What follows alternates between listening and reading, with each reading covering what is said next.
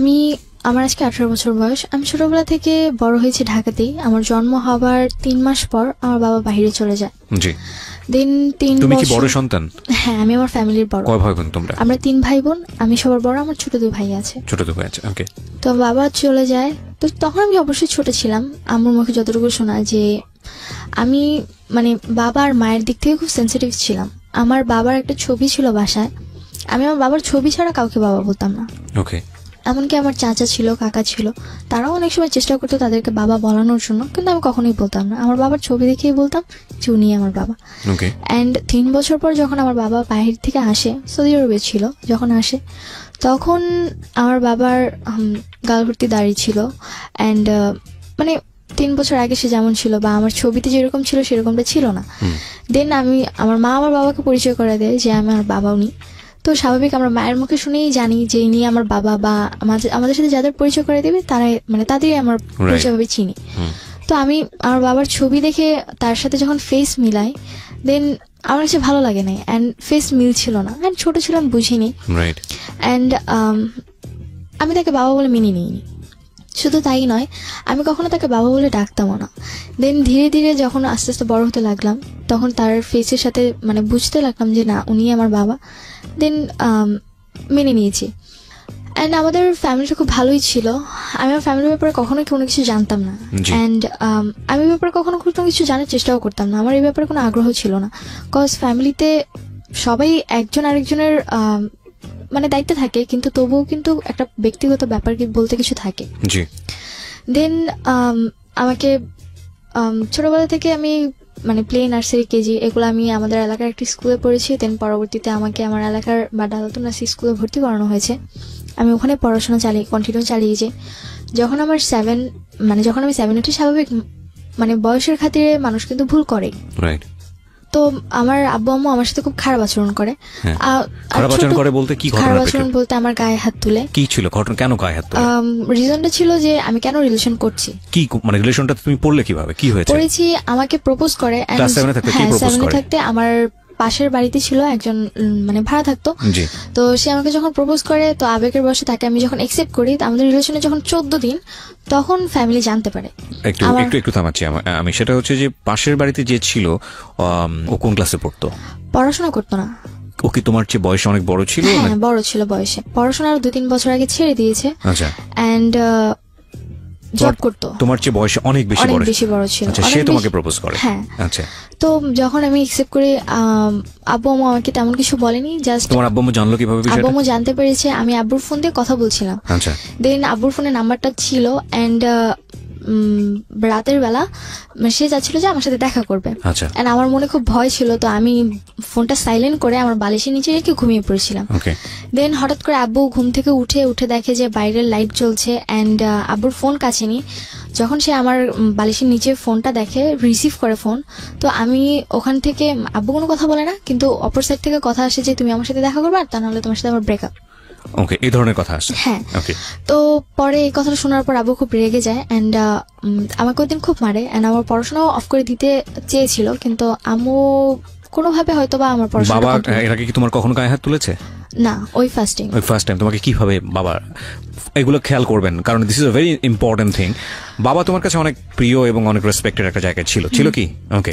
So তোমাকে বাবা ওই ঘটনা জানার পরে তোমাকে বাবা কি করেছে? আমাকে প্রথমে 2-3টা থাপ্পড় মারে। জিজ্ঞেস করেনি যে কি হয়েছে ঘটনাটা? আমাকে জিজ্ঞেস করেছিল, দেন আমাকে বলার কোনো স্কোপ দেয়নি। আমি কিছু বলার আগে উনি আমাকে মারতে শুরু করে। এন্ড তোমার ওই সময় ফিলটা কি ছিল যে যখন এরকম একটা ঘটনা, তোমার ক্লাস 7 এ বয়স, খুব বেশি হলে 12 থেকে 13, তোমার বাবা এটা জেনে গেছে এবং তুমি তো নিজে থেকেই ভয় পাওয়ার কথা? হ্যাঁ, আমি খুব ভয় পেয়ে গিয়েছিলাম। এন্ড আমি বলছিলাম যে আব্বু আমার কথাটা শোনো, আমি সরি যে আমি ভুল করছি, অন্তত আমার কথাটা শোনো।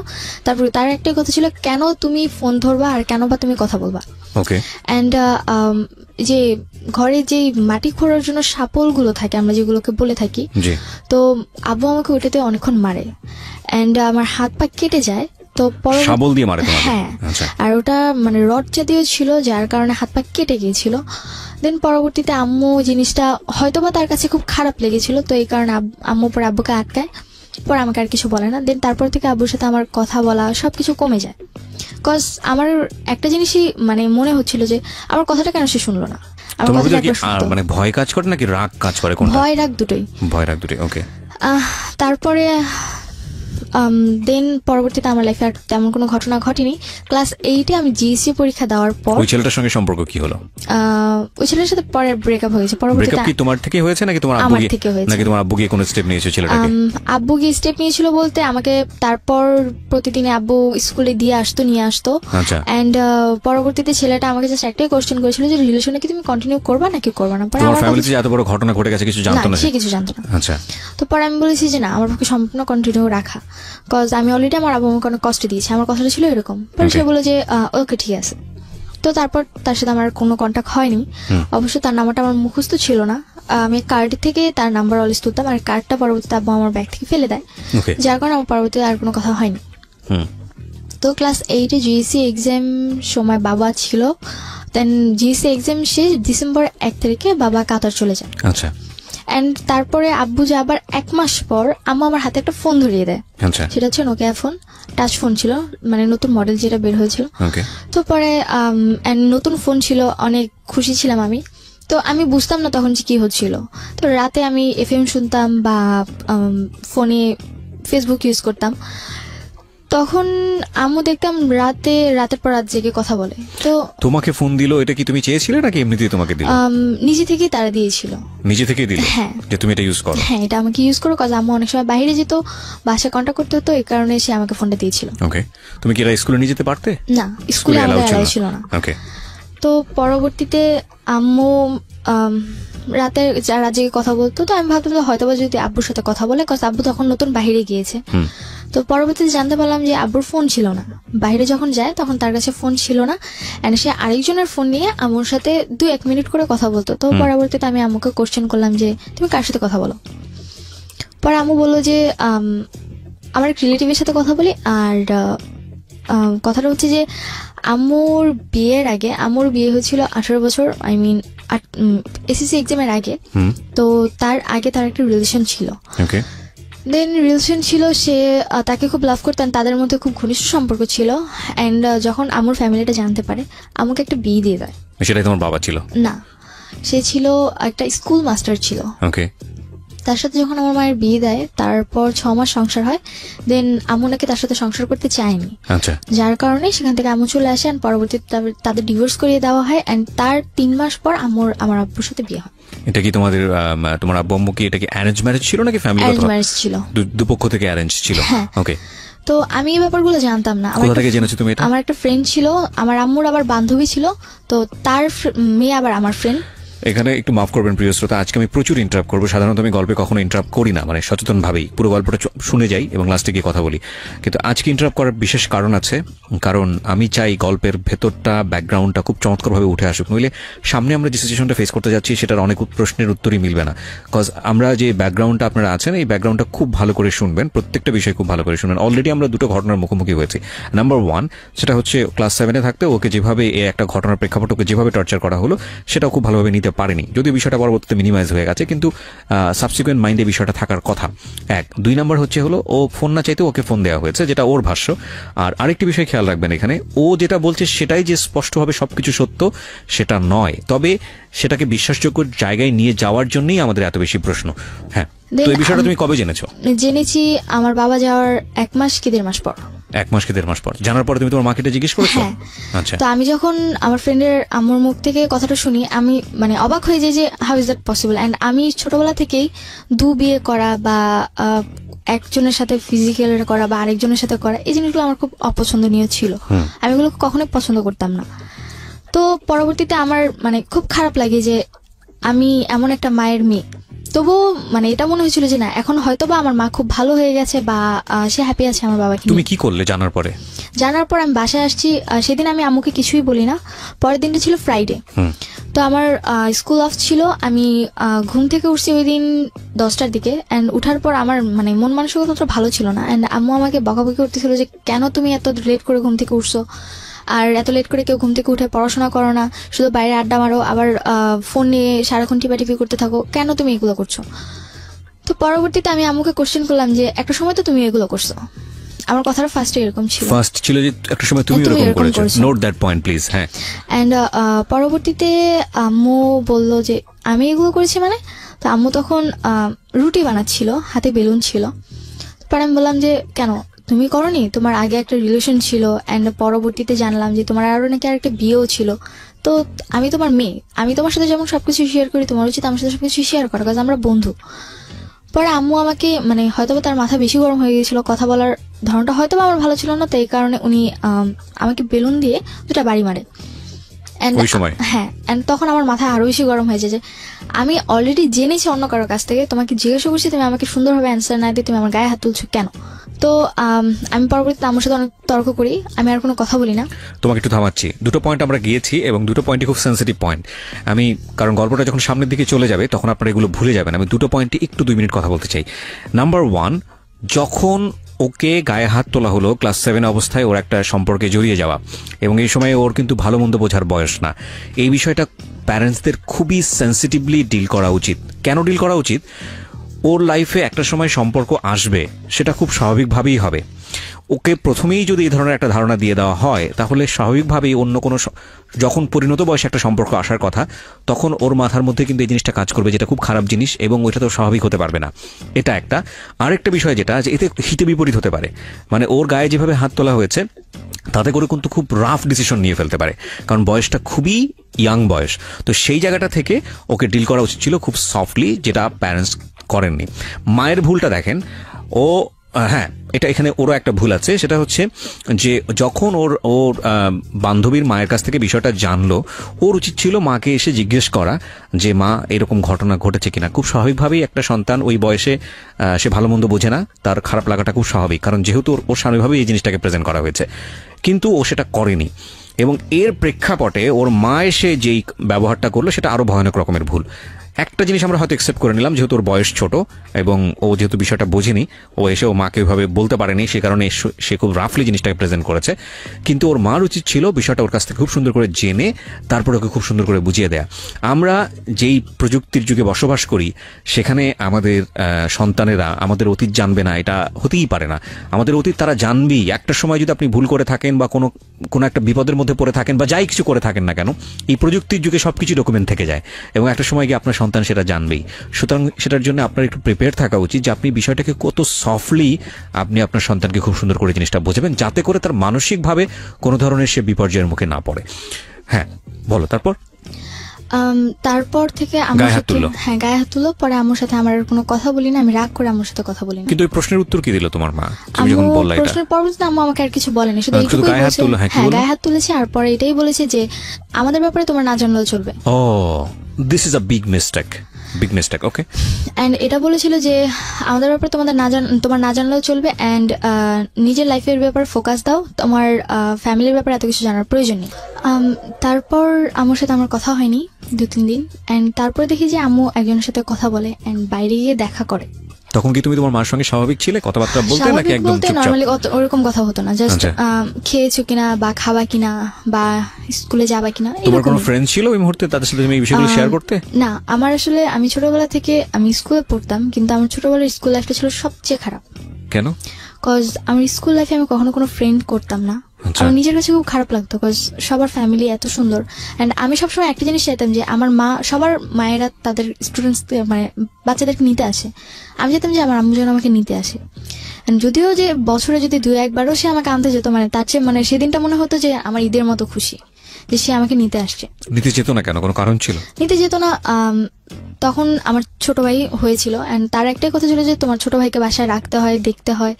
তো বাসায় কেউ ছিল না? না, বাসায় কেউ ছিল না। সো তুমি তোমার জায়গা থেকে এটা ফিল করতে, কিন্তু তোমার মায়ের জায়গা থেকে বিষয়টা লজিক্যাল ছিল। হ্যাঁ, লজিক্যাল ছিল। তো তোমাকে সুন্দর করে বোঝাতো না বিষয়টা যে দেখো বাবা আমার এরকম সমস্যা, যে কারণে নিতে যেতে পারে? কখনো বুঝাইনি, মানে আমার মায়ের আচরণ ছোটবেলা থেকে অনেক রাফ ছিল, এন্ড একটা মা উনি তো একটা মানুষের নিম্ন স্তরে যে বকাবকি করে বা স্ল্যাং, হ্যাঁ কটু কথা বলে, মানে একটা মানুষের নিম্ন স্তরের চেয়ে নিচু কথা উনি আমাকে বলতো। আমি আগেই বলেছি আজকে আমি অনেক ইন্টারাপ্ট করব।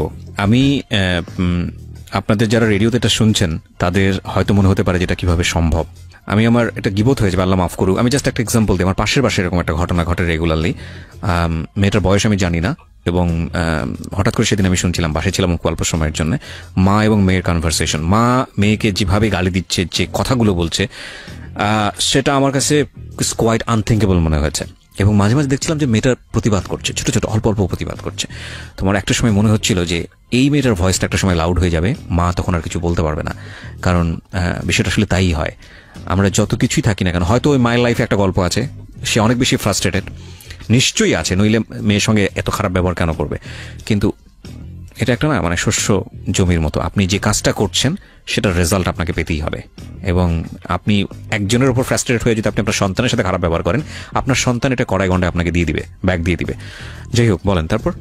তো আমার সাথে প্রচুর খারাপ ব্যবহার করতো, উঠতে বসতে খেতে বসলে অনেক খারাপ আচরণ করতো। অ্যান্ড মানে মাঝে মধ্যে নিজের কাছে এটা মনে হতো যে আল্লাহ কেন আমাকে বাঁচায় রাখছে, বা আমি কেন মরে যাই না।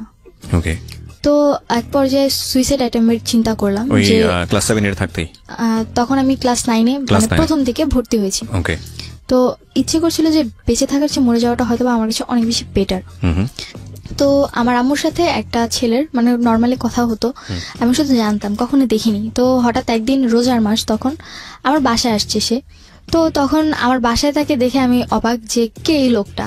অ্যান্ড সে দেখতে নর্মালি সুন্দর ছিল, তো আমার ভালো লাগে, কিন্তু আমি কখনো তাকে কথা বলতাম না। অ্যান্ড পরবর্তীতে যখন দেখলাম যে রাতের পর রাত আম্মু তার সাথে কথা বলতেছে, আমার নিজের কাছে তার প্রতি একটা ঘৃণা জন্ম নিল, যে মানে একটা বিবাহিত মহিলা তার সাথে কি করে সে এত রাত জেগে কথা বলে।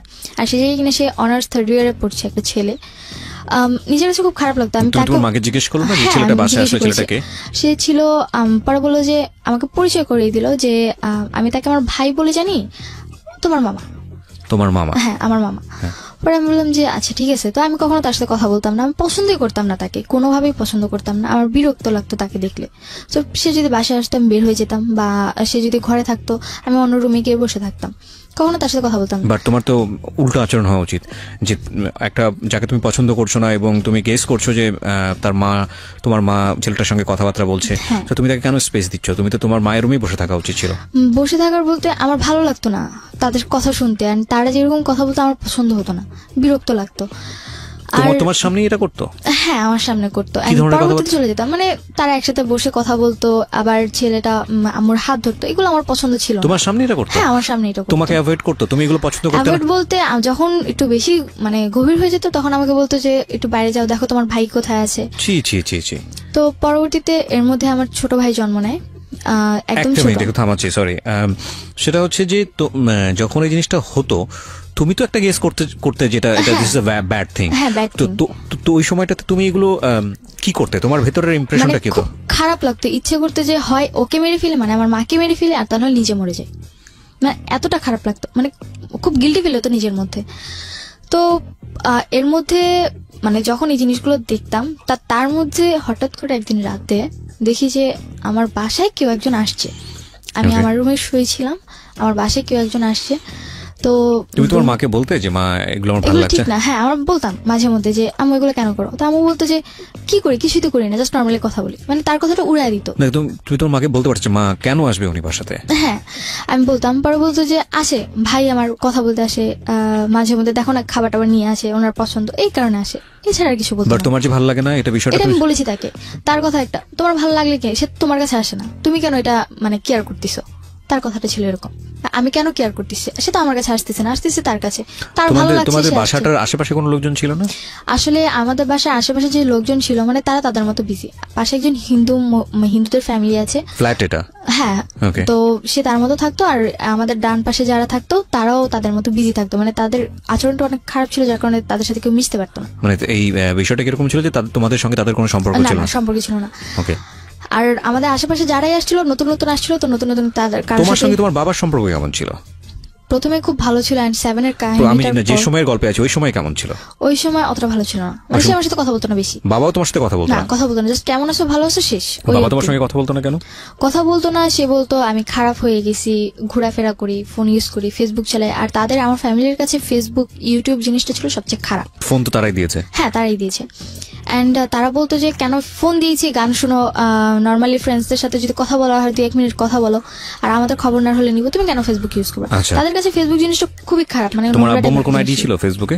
না, কোনো আইডি ছিল না? আইডি ছিল না। ওকে, তারা তোমার কাছ থেকে পাসওয়ার্ড বা তারা ফেসবুক কিভাবে ইউজ না, করতে হয় কিছুই এগুলো জানতো? নিত না। তারা ইউজ করতে পারতো না ফেসবুকটা জিনিসটা। ওকে, তো এই কারণে তারা আরো বেশি খারাপভাবে হোস্ট করতে জিনিসটা। তো পরবর্তীতে যখন এখানে একটা বিষয় একটু বলি প্রিয় শ্রোতা, যেগুলো ভেরি ইম্পর্টেন্ট বিষয়, সেটা হচ্ছে যদি আপনার সন্তান কখনো এরকম ফেসবুক ইউজ করে, আপনি এটাকে স্টপ করতে পারবেন না। যদি স্টপ করেন তাহলে যেটা হবে যে সে গোপন করে অন্য কিছুই ব্যবহার করে আপনাকে ধরা দেবে না।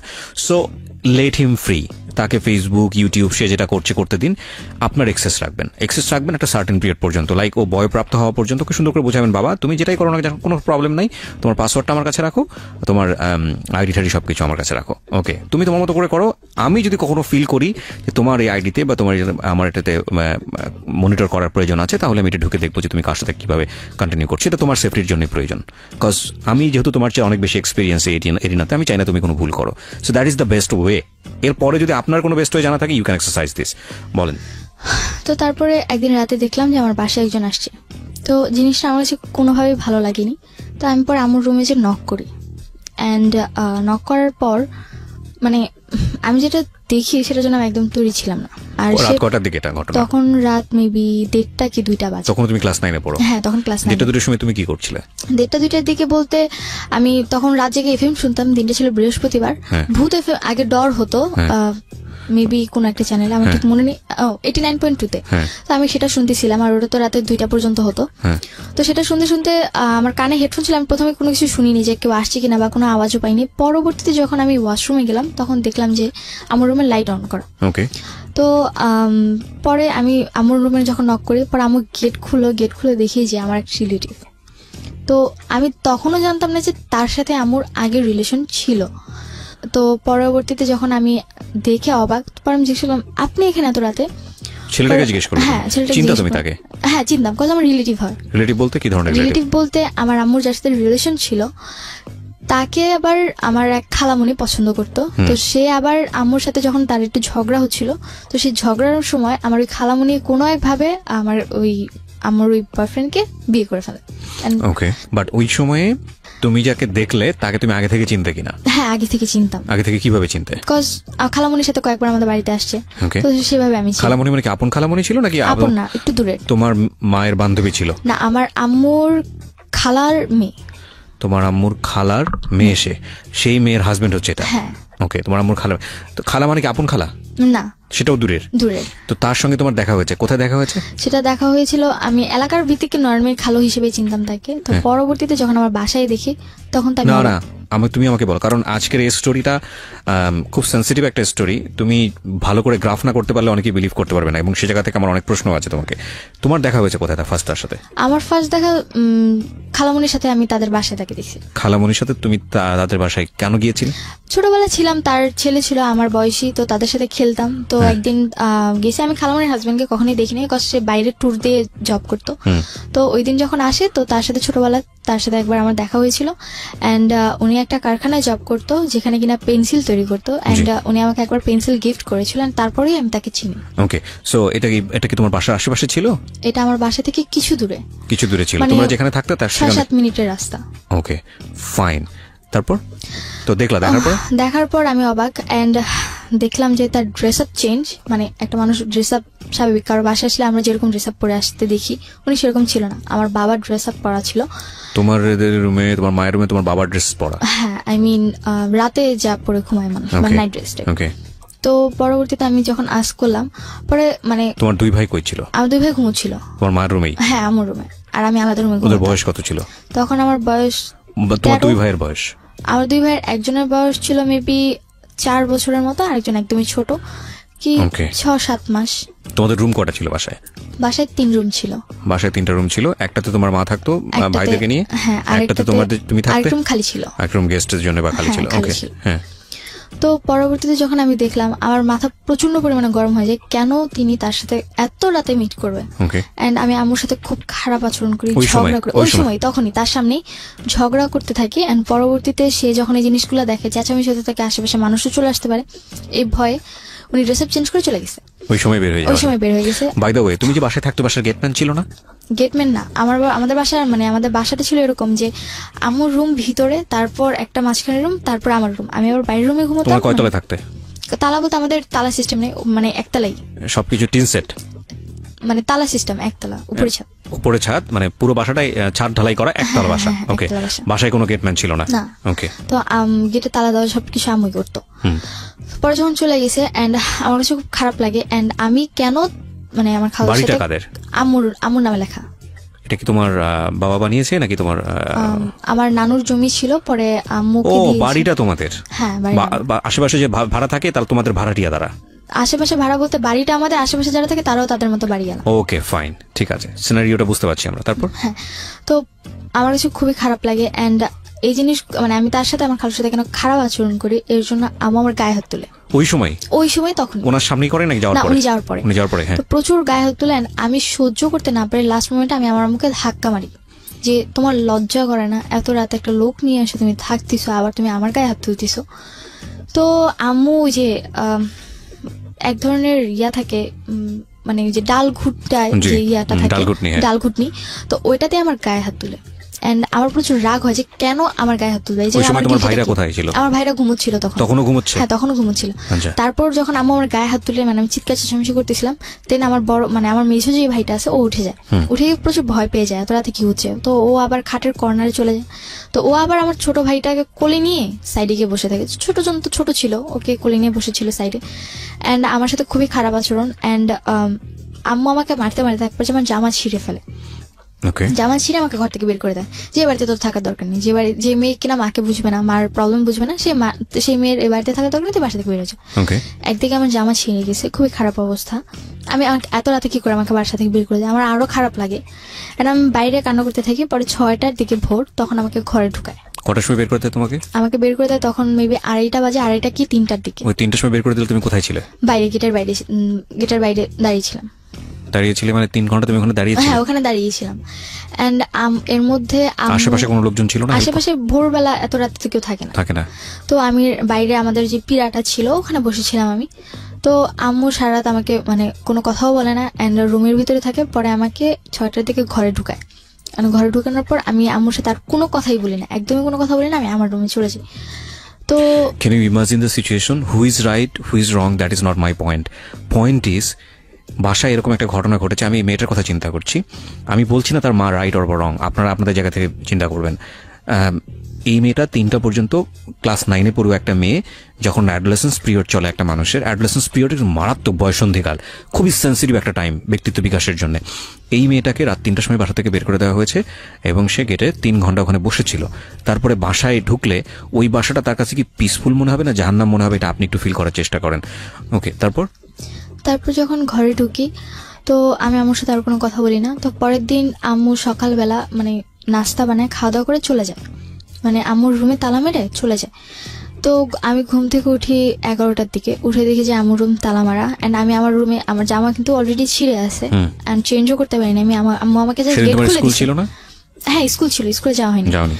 তো আমার চেঞ্জ করতে আমি আমার রুমেও যেতে পারিনি। আমার রুমে আমার ড্রেস আপ যা ছিল, তো আমি আমার রুমে জাস্ট শুয়েছিলাম। কি করব কিছু বুঝতে পারতেছিলাম না। তার উপর রাতে এত কাহিনী গেছে, খুব ক্ষুধাও লাগছে আমার তখন। তো তখন এই জিনিস মানে কান্না করতেছিলাম, চিন্তা করতেছিলাম যে কেন আমি এই ফ্যামিলিতে জন্ম নিয়েছি, আমি কেন মরে যাই না। তো পরবর্তীতে আম্মুর সাথে ওই যে কথা বলতো, তা আম্মু তাকে নিয়ে আমার বাসায় আসে। ওই যে ছেলেটার সঙ্গে কথা বলতো সেই ছেলেটা তোমাদের বাসায়? ছেলেটার নাম কি ছিল? ওই ছেলেটার নাম ছিল রাসেল। ওকে। তো ছেলেটার নাম ছিল রাসেল। অ্যান্ড ও আম্মুর সাথে বাসায় আসে। অ্যান্ড আসার পর পরবর্তীতে যখন আম্মু তাকে সবকিছু বলে, অ্যান্ড বলার পর আমার ছোট 2 ভাইকে আমার নানু বাসায় রেখে আম্মু তাকে নিয়ে আমার বাসায় আসে। অ্যান্ড আসার পর তাকে বলে যে তুমি যা মেয়েকে বুঝাও। রাসেলকে বলে হ্যাঁ, আমাকে নিয়ে মেয়েকে বুঝাও। তো আমি তো নর্মালি তাকে দেখতে পারতাম না, সহ্য করতে পারতাম না, বিরক্ত লাগতো তার আমার প্রতি। তো তারপর সে বলে যে কি হয়েছে তোমার, কেন তুমি আমার সাথে এরকম খারাপ আচরণ করতেছো। সে আমার রুমে আসার আগে একটা ড্রেস নিয়ে আসে, তো আমি পরে চেঞ্জ করি, তারপর তার সাথে কথা বলি। এন্ড সে আমাকে এমন কিছু জিনিস বুঝায় যে না, তারপর থেকে তার সাথে আমার একটু ভালো লাগা শুরু। তুমি ড্রেস চেঞ্জ করো মানে তার সামনে তুমি ড্রেস চেঞ্জ করো? না, তার সামনে করিনি, সে আমাকে দরজার ফাঁক দিয়ে ড্রেস দিছে, আমি নিয়ে চেঞ্জ করেছি, তারপর তার সাথে কথা বলেছি। ওকে, মানে তোমার অবস্থা এমন ছিল যে তুমি তোমার ড্রেসটা এমন ভাবে ছিঁড়েছিল যে তোটা মানুষের সামনে সামনে যেতে পারবো না। ওকে। তো পরবর্তীতে আম্মু মেবি তাকে অনেক কিছু বলে। সে কি বলে? সে এসে বলে যে দেখো মানুষের লাইফে অনেক ভুল হয়ে থাকে, এন্ড তুমি কিছু মনে করো না, তোমার আম্মু যা করছে ভুলে যাও, আর এরপর থেকে কখনো করবে না, তুমি তোমার আম্মুর সাথে নর্মাল হয়ে যাও। ওকে, মানে সে অ্যাপোলজি করে তোমার আম্মুর প্রেক্ষাপটে। হ্যাঁ। তো পরে আমি বললাম যে সে কেন এগুলো করতেছে, আমার তো ভালো লাগে না, এন্ড আমি তো পড়াশোনা করতেছি, সে কেন এগুলো বুঝে না, and আমিও তো খারাপ হয়ে যেতে পারি তার এই জিনিসগুলো দেখে। পরে সে বললো যে কেন, তুমি তো বুঝো তাই না, তুমি তো একেবারেও বাচ্চা না, তোমার অলরেডি 13-14 বছর বয়স, তো বুঝো যেহেতু তুমি খারাপ হবে না, এটা আমার তোমার প্রতি বিশ্বাস। আর আমি এটা মনে করি যে তোমার আম্মু যা করছে এরপর থেকে আর কখনো করবে না, সে আমাকে গ্যারান্টি দেয় যে আর কখনো করবে না। তো হয়তো বা সে আম্মুকে বুঝায় যে না, আমি অনেক আপসেট আছি বা অনেক খারাপ মোমেন্টস আছি, তো এই কারণে সে বলে যে বাইরে ঘুরতে নিয়ে যাবে। তো তার 2-3 দিন পর, 2-3 দিন আম্মুর সাথে আমার তেমন একটা কথা হয় না, জাস্ট নর্মালি আম্মু মাঝে মধ্যে যদি জিজ্ঞাসা করে যে যা হয়েছে ভুলে যাও, তো জাস্ট খাওয়া দাওয়া এইটুকুই।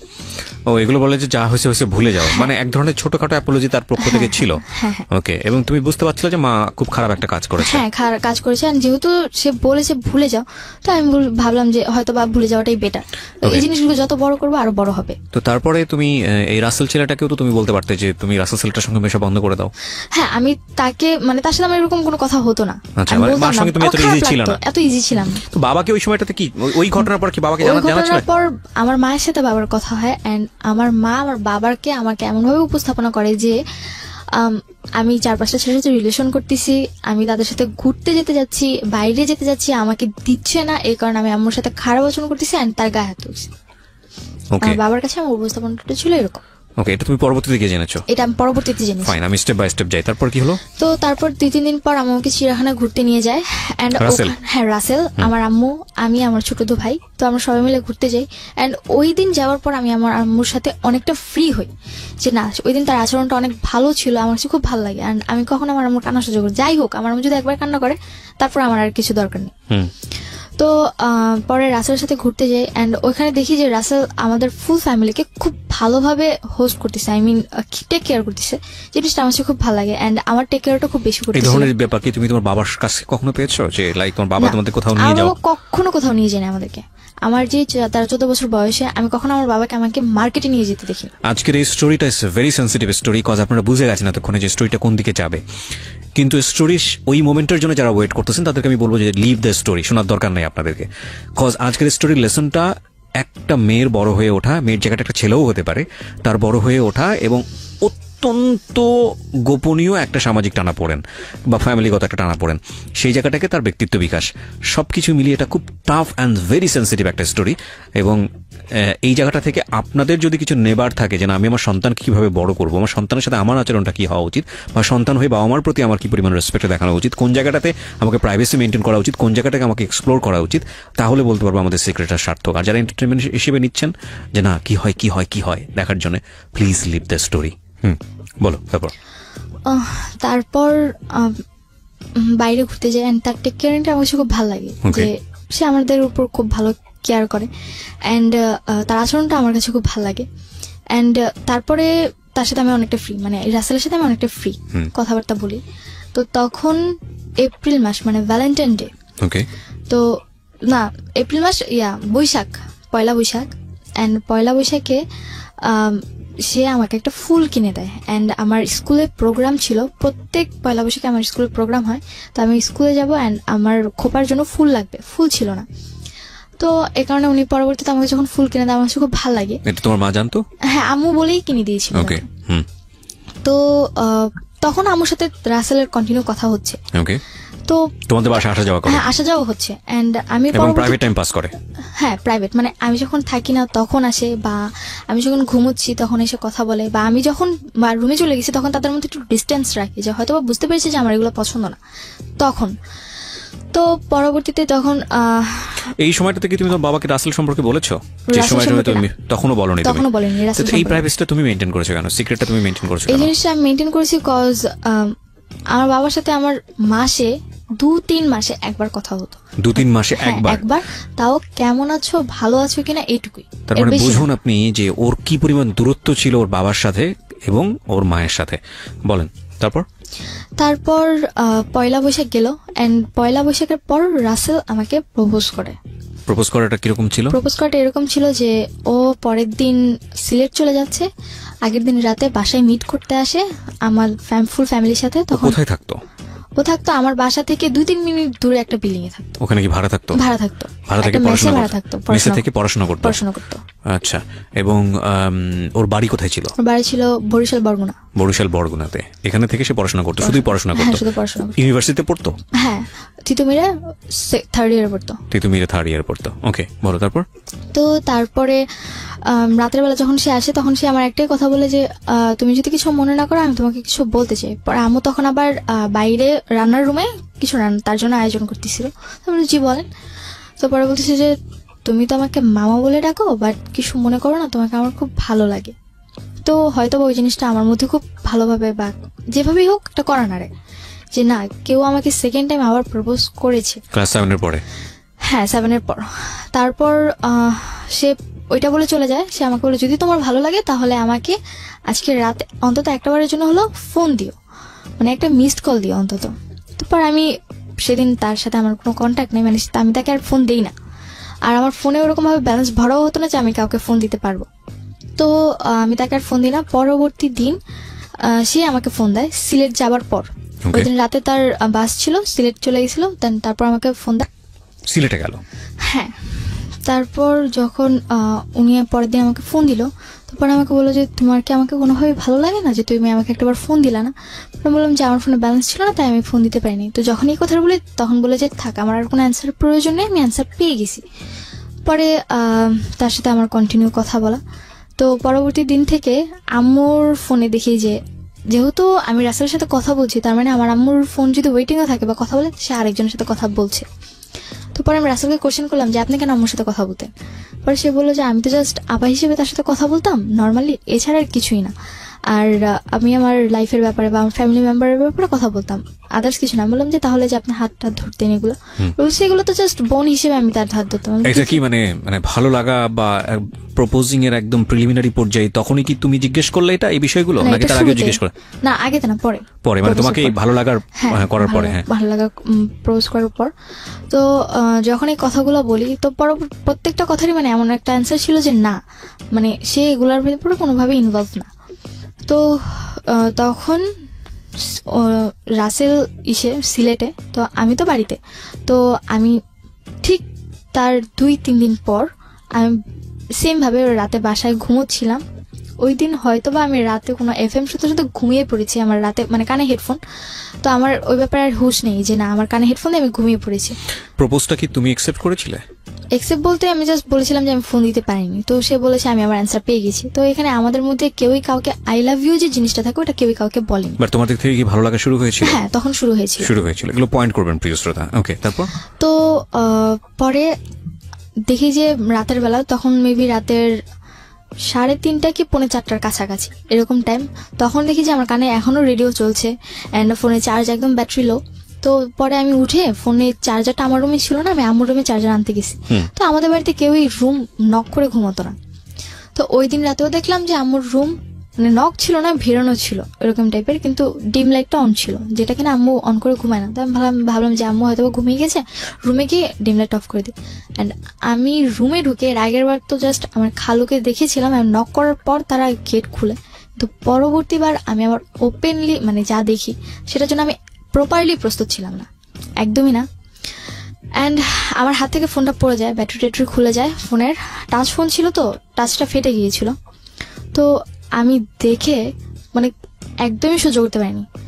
দরজাটা আম্মুর রুমের দরজাটা জোরে মানে আটকে দিয়ে আমি আমার রুমে এসে দরজা আটকে মানে কি করব তখন, মানে বাঁচবো না মরে যাবো সেটা চিন্তা করতেছিলাম। মানে কি ছিল বিষয়টা? বিষয়টা ছিল যে আমাদের যে বাসার গলিটা, ওই গলি প্রথম ঢুকতেই একটা বাড়ি থাকে, ওই বাড়িতে একটা ছেলে থাকতো। তো ও আবার মার্কেটে জব করতো। তো ওর সাথে নাকি আম্মুর কথা আগে থেকেই মোটামুটি ছিল। এন্ড সেদিন আমি স্টোরি জানতে চাচ্ছি না, তুমি আনএক্সপেক্টেড কাউকে ওখানে দেখেছো? হ্যাঁ, আনএক্সপেক্টেড। মানে আমি নর্মালি তাকে ওরকম ভাবে চিনতাম না। যে যাকে দেখলে তুমি ওই রাতের পরে তাকে চিনেছো না তার আগে তুমি তাকে চিনতে? পরে চিনেছো। সো ওকে, আমি সিচুয়েশনগুলো জানি। তারপরে তোমার রুমে আসার পরে কি হলো? তো আমি আমার রুমে এসে দরজা আটকে দিই এন্ড পরবর্তীতে আম্মু ড্রেস আপ চেঞ্জ করে পরে আমার রুমে এসে নক করতে থাকে আর ওই লোকটা ওখান থেকে চলে যায়। তো আমি রুমের দরজা খুলি না।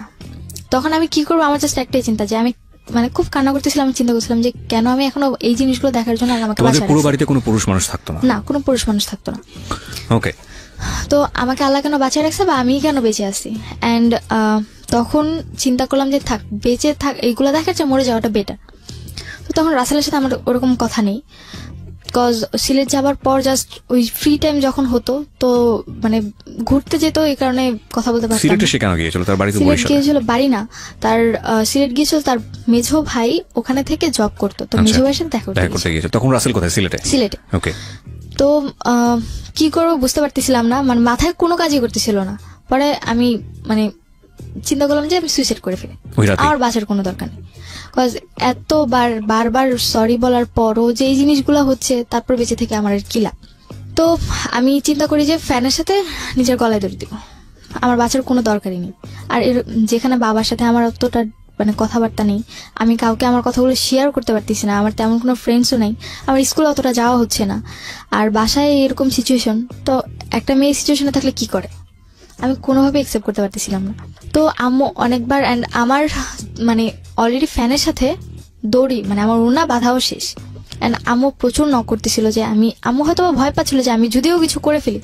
তো পরে আম্মু মানে নক করতে করতে সে একটা পর্যায়ে আমাকে এটা বলে ফেলে যে তোর যদি মরার ইচ্ছা থাকে আমার বাড়িতে না মরে আমার বাড়ি থেকে চলে যায় মর, কজ তুই যদি আমার বাড়িতে মরস পুলিশ এসে তো আমারই ধরবে যে হয়তোবা আমার কোনো কারণে তুই মরতেছিস, তার তোর যদি মরার ইচ্ছা থাকে মরার অনেক জায়গা আছে, তুই যা মর। এমনকি এমনভাবে ইন্ডিকেট করে বলছে তুই তো সাঁতার জানোস না, হাতে ঝিলে যাও, ওখানে গিয়ে ঝাঁপ দিয়ে পানিতে গিয়ে মরে যা। আরো বেশি খারাপ লাগছিল যে কি বলছে এগুলো। দেন হাউ মাচ মানে ডেসপারেট শি ইজ। আমি জানি না কোনটা সত্য কোনটা মিথ্যা, কজ সেটা জাজমেন্ট করার অধিকারও এই শো নাই, এবং সেটা করা সম্ভব না, কারণ it's not an investigative show.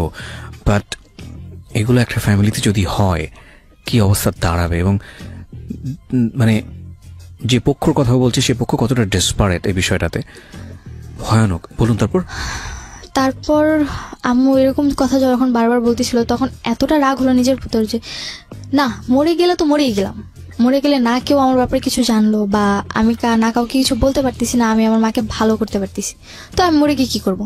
তার চেয়ে ভালো মানে যতটুকু মানে তখন মনে হচ্ছিল যে না আমি একটা যুদ্ধের ময়দানে চলে এসেছি, আমাকে ফাইট করে বাঁচতে হবে। এখন যদি আমি ফাইট না করতে পারি তাহলে আমাকে কেউ মেরে ফেলবে। ক্লাস 9-এ পড়ো তখন আমি ক্লাস 9-এ, আর মাঝামাঝি সময় মানে জুন জুলাই এরকম। পড়াশোনা করতে পারতে? পড়াশোনা বলতে আমার ওরকম পড়াশোনা হতো না, পরীক্ষার আগে রাতে যদি একটু পড়তাম তা ওই অবধি হতো। তোমার গ্রুপ কি ছিল? আমার গ্রুপ ছিল কমার্স। ওকে। অ্যান্ড ছোটবেলা থেকেই মানে আমার আম্মু যেটা বলতো যে আমার বেশি পড়ার প্রয়োজন হতো না, যদি আমি অল্প পড়তাম তাহলে আমার মানে সিলেবাস কভার হয়ে যেত। তো কি করবো বুঝতে পারতেছিলাম না। পরে আমি গেট খুললাম, অ্যান্ড গেট খুলে আম্মু দেখে যে মানে ওড়নাটা ফ্যানের সাথে বাঁধা।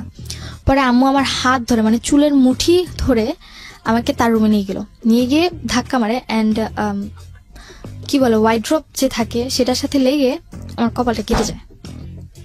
অ্যান্ড যখন আমার কপাল কেটে যায় তো পরে বলে যে তোর যখন এতই মরার ইচ্ছে এখানে কেন তুই মরবি, তুই বাইরে গিয়ে মর, তোর দরকার নেই এখানে থাকার বা এখানে বাঁচার। তো এই কথাগুলো যখন বলতেছিল খুব খারাপ লাগতেছিল। অ্যান্ড পরবর্তীতে সে আমাকে বেলুন নিয়ে মারতে শুরু করে, অ্যান্ড আমি লাস্ট অব্দি সহ্য করতে না পেরে তার মানে সে যেমন আমাকে মারছে আমিও তাকে মারছি, মানে তুমিও গায়ে হাত তুলছি লাস্ট অব্দি, বিকজ আমার সহ্য করার ক্ষমতা নেই। বিকজ এখন যদি আমি গায়ে হাত না তুলি তো হয় আমি মরে যাব, আর তা না হলে মানে কোনো একটা কিছু করে ফেলবো অঘটন। তো তার চেয়ে ভালো দেখি কি হয়। তো আমি তার গায়ে হাত তুলি, অ্যান্ড লাস্ট আমি তাকে মানে জাস্ট মানে যে ডাল ঘুটনি ছিল ওটা দিয়ে তার পায়ে দুটো বাড়ি দিই, এর বেশি আর কিছু করি না। অ্যান্ড এই জিনিসটা সহ্য করতে পারে না। ওই রাতে আমার মামাদেরকে, আমার খালামুনিকে, আমার নানুকে ফোন করে আম্মু ডাকায় আনে যে দেখো তোমাদের মেয়েগুলা কি করতেছে।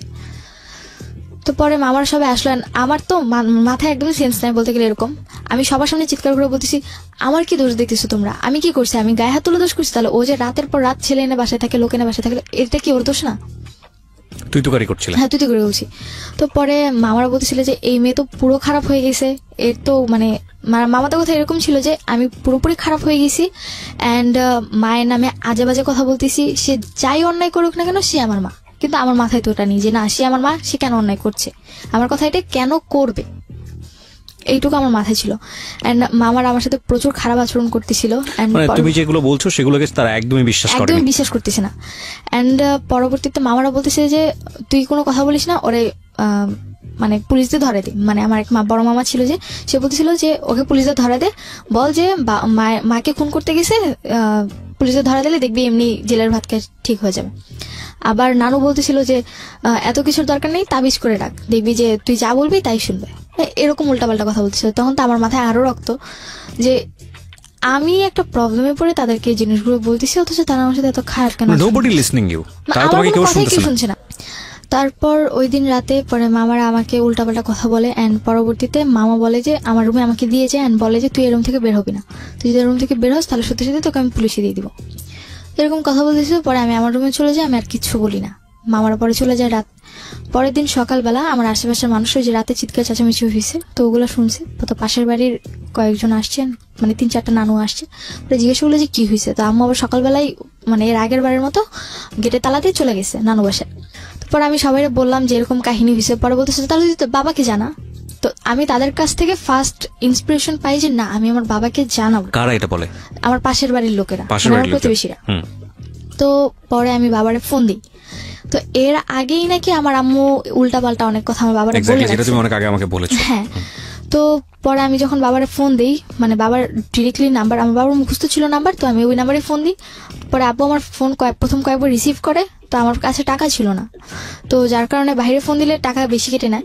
তো পরে আমি আমার নানুর কাছ থেকে, মানে যে পাশের বাড়ির নানু ছিল তার কাছ থেকে 100 টাকা নিয়ে আমার ফোনে লোড করিয়ে তার ফোন দিই।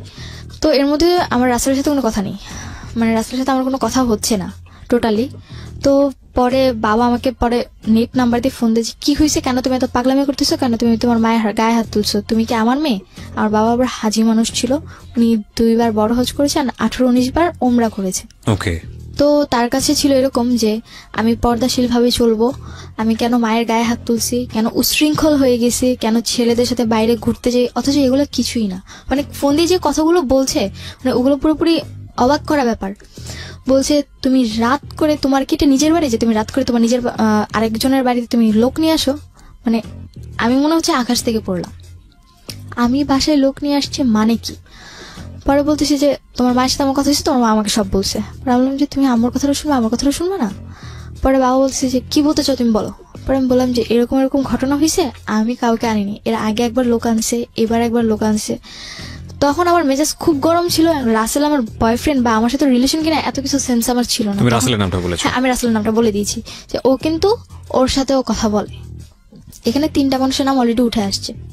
তারপর আম্মু বলতে, মানে আব্বু আমাকে বলতেছে যে এগুলা কিছুই না, সব ব্যাপারে আমি জানি, তোমাদের এই বয়সে মেয়েরা যে কত খারাপ হতে পারো ওই ব্যাপারে আমার জানা আছে। এই কথা বলে ফোন কেটে দিছে। পরে আমি ফোন দিচ্ছি আর ফোন রিসিভ করেনি, ফোন পিকও করেনি। পরে মানে আম্মু বাসায় আসতেছে, বাসা থেকে এসে খাওয়া দাওয়া করতেছে, মানে আমার ভাইদেরকে নিয়ে আবার চলে যাচ্ছে, কিন্তু আমাকে বাসায় ঢুকতে দিচ্ছে। কোথায় যাচ্ছে সে? নানু বাসায় চলে যাচ্ছে। বাসাটা বাইরে থেকে তালা দাও? তালা দিয়ে চলে যাচ্ছে। তুমি কোথায় তখন? আমি বাইরে। তোমাকে বাসার ভিতরে ঢুকতে দিচ্ছে না। তোমার নানুর বাড়ি কত দূর ছিল বাসা থেকে? আমার বাসা থেকে 8-9 মিনিটের রাস্তা। ওকে। তো আমাকে বাসায় ঢুকতে দিচ্ছে না। এন্ড ঢাকার কোন এলাকার ঘটনা এটা? এটা বাড্ডা এলাকা। বাড্ডা, ওকে। পরে এর মধ্যে তো তার আগের দিন রাতে আমার মামারা নানুরা এসে আমাকে অনেক কথা বলে গেছে, বলে গেছে আমি যেন টোটালি তাদের বাড়িতে না যাই। আমার মামা নানুদের কথা এরকম ছিল, যদি আমি ওই বাড়িতে যাই, যে আমার মামা তো বোনরা আছে, আমারটা শিখে নাকি তারা খারাপ হয়ে যাবে।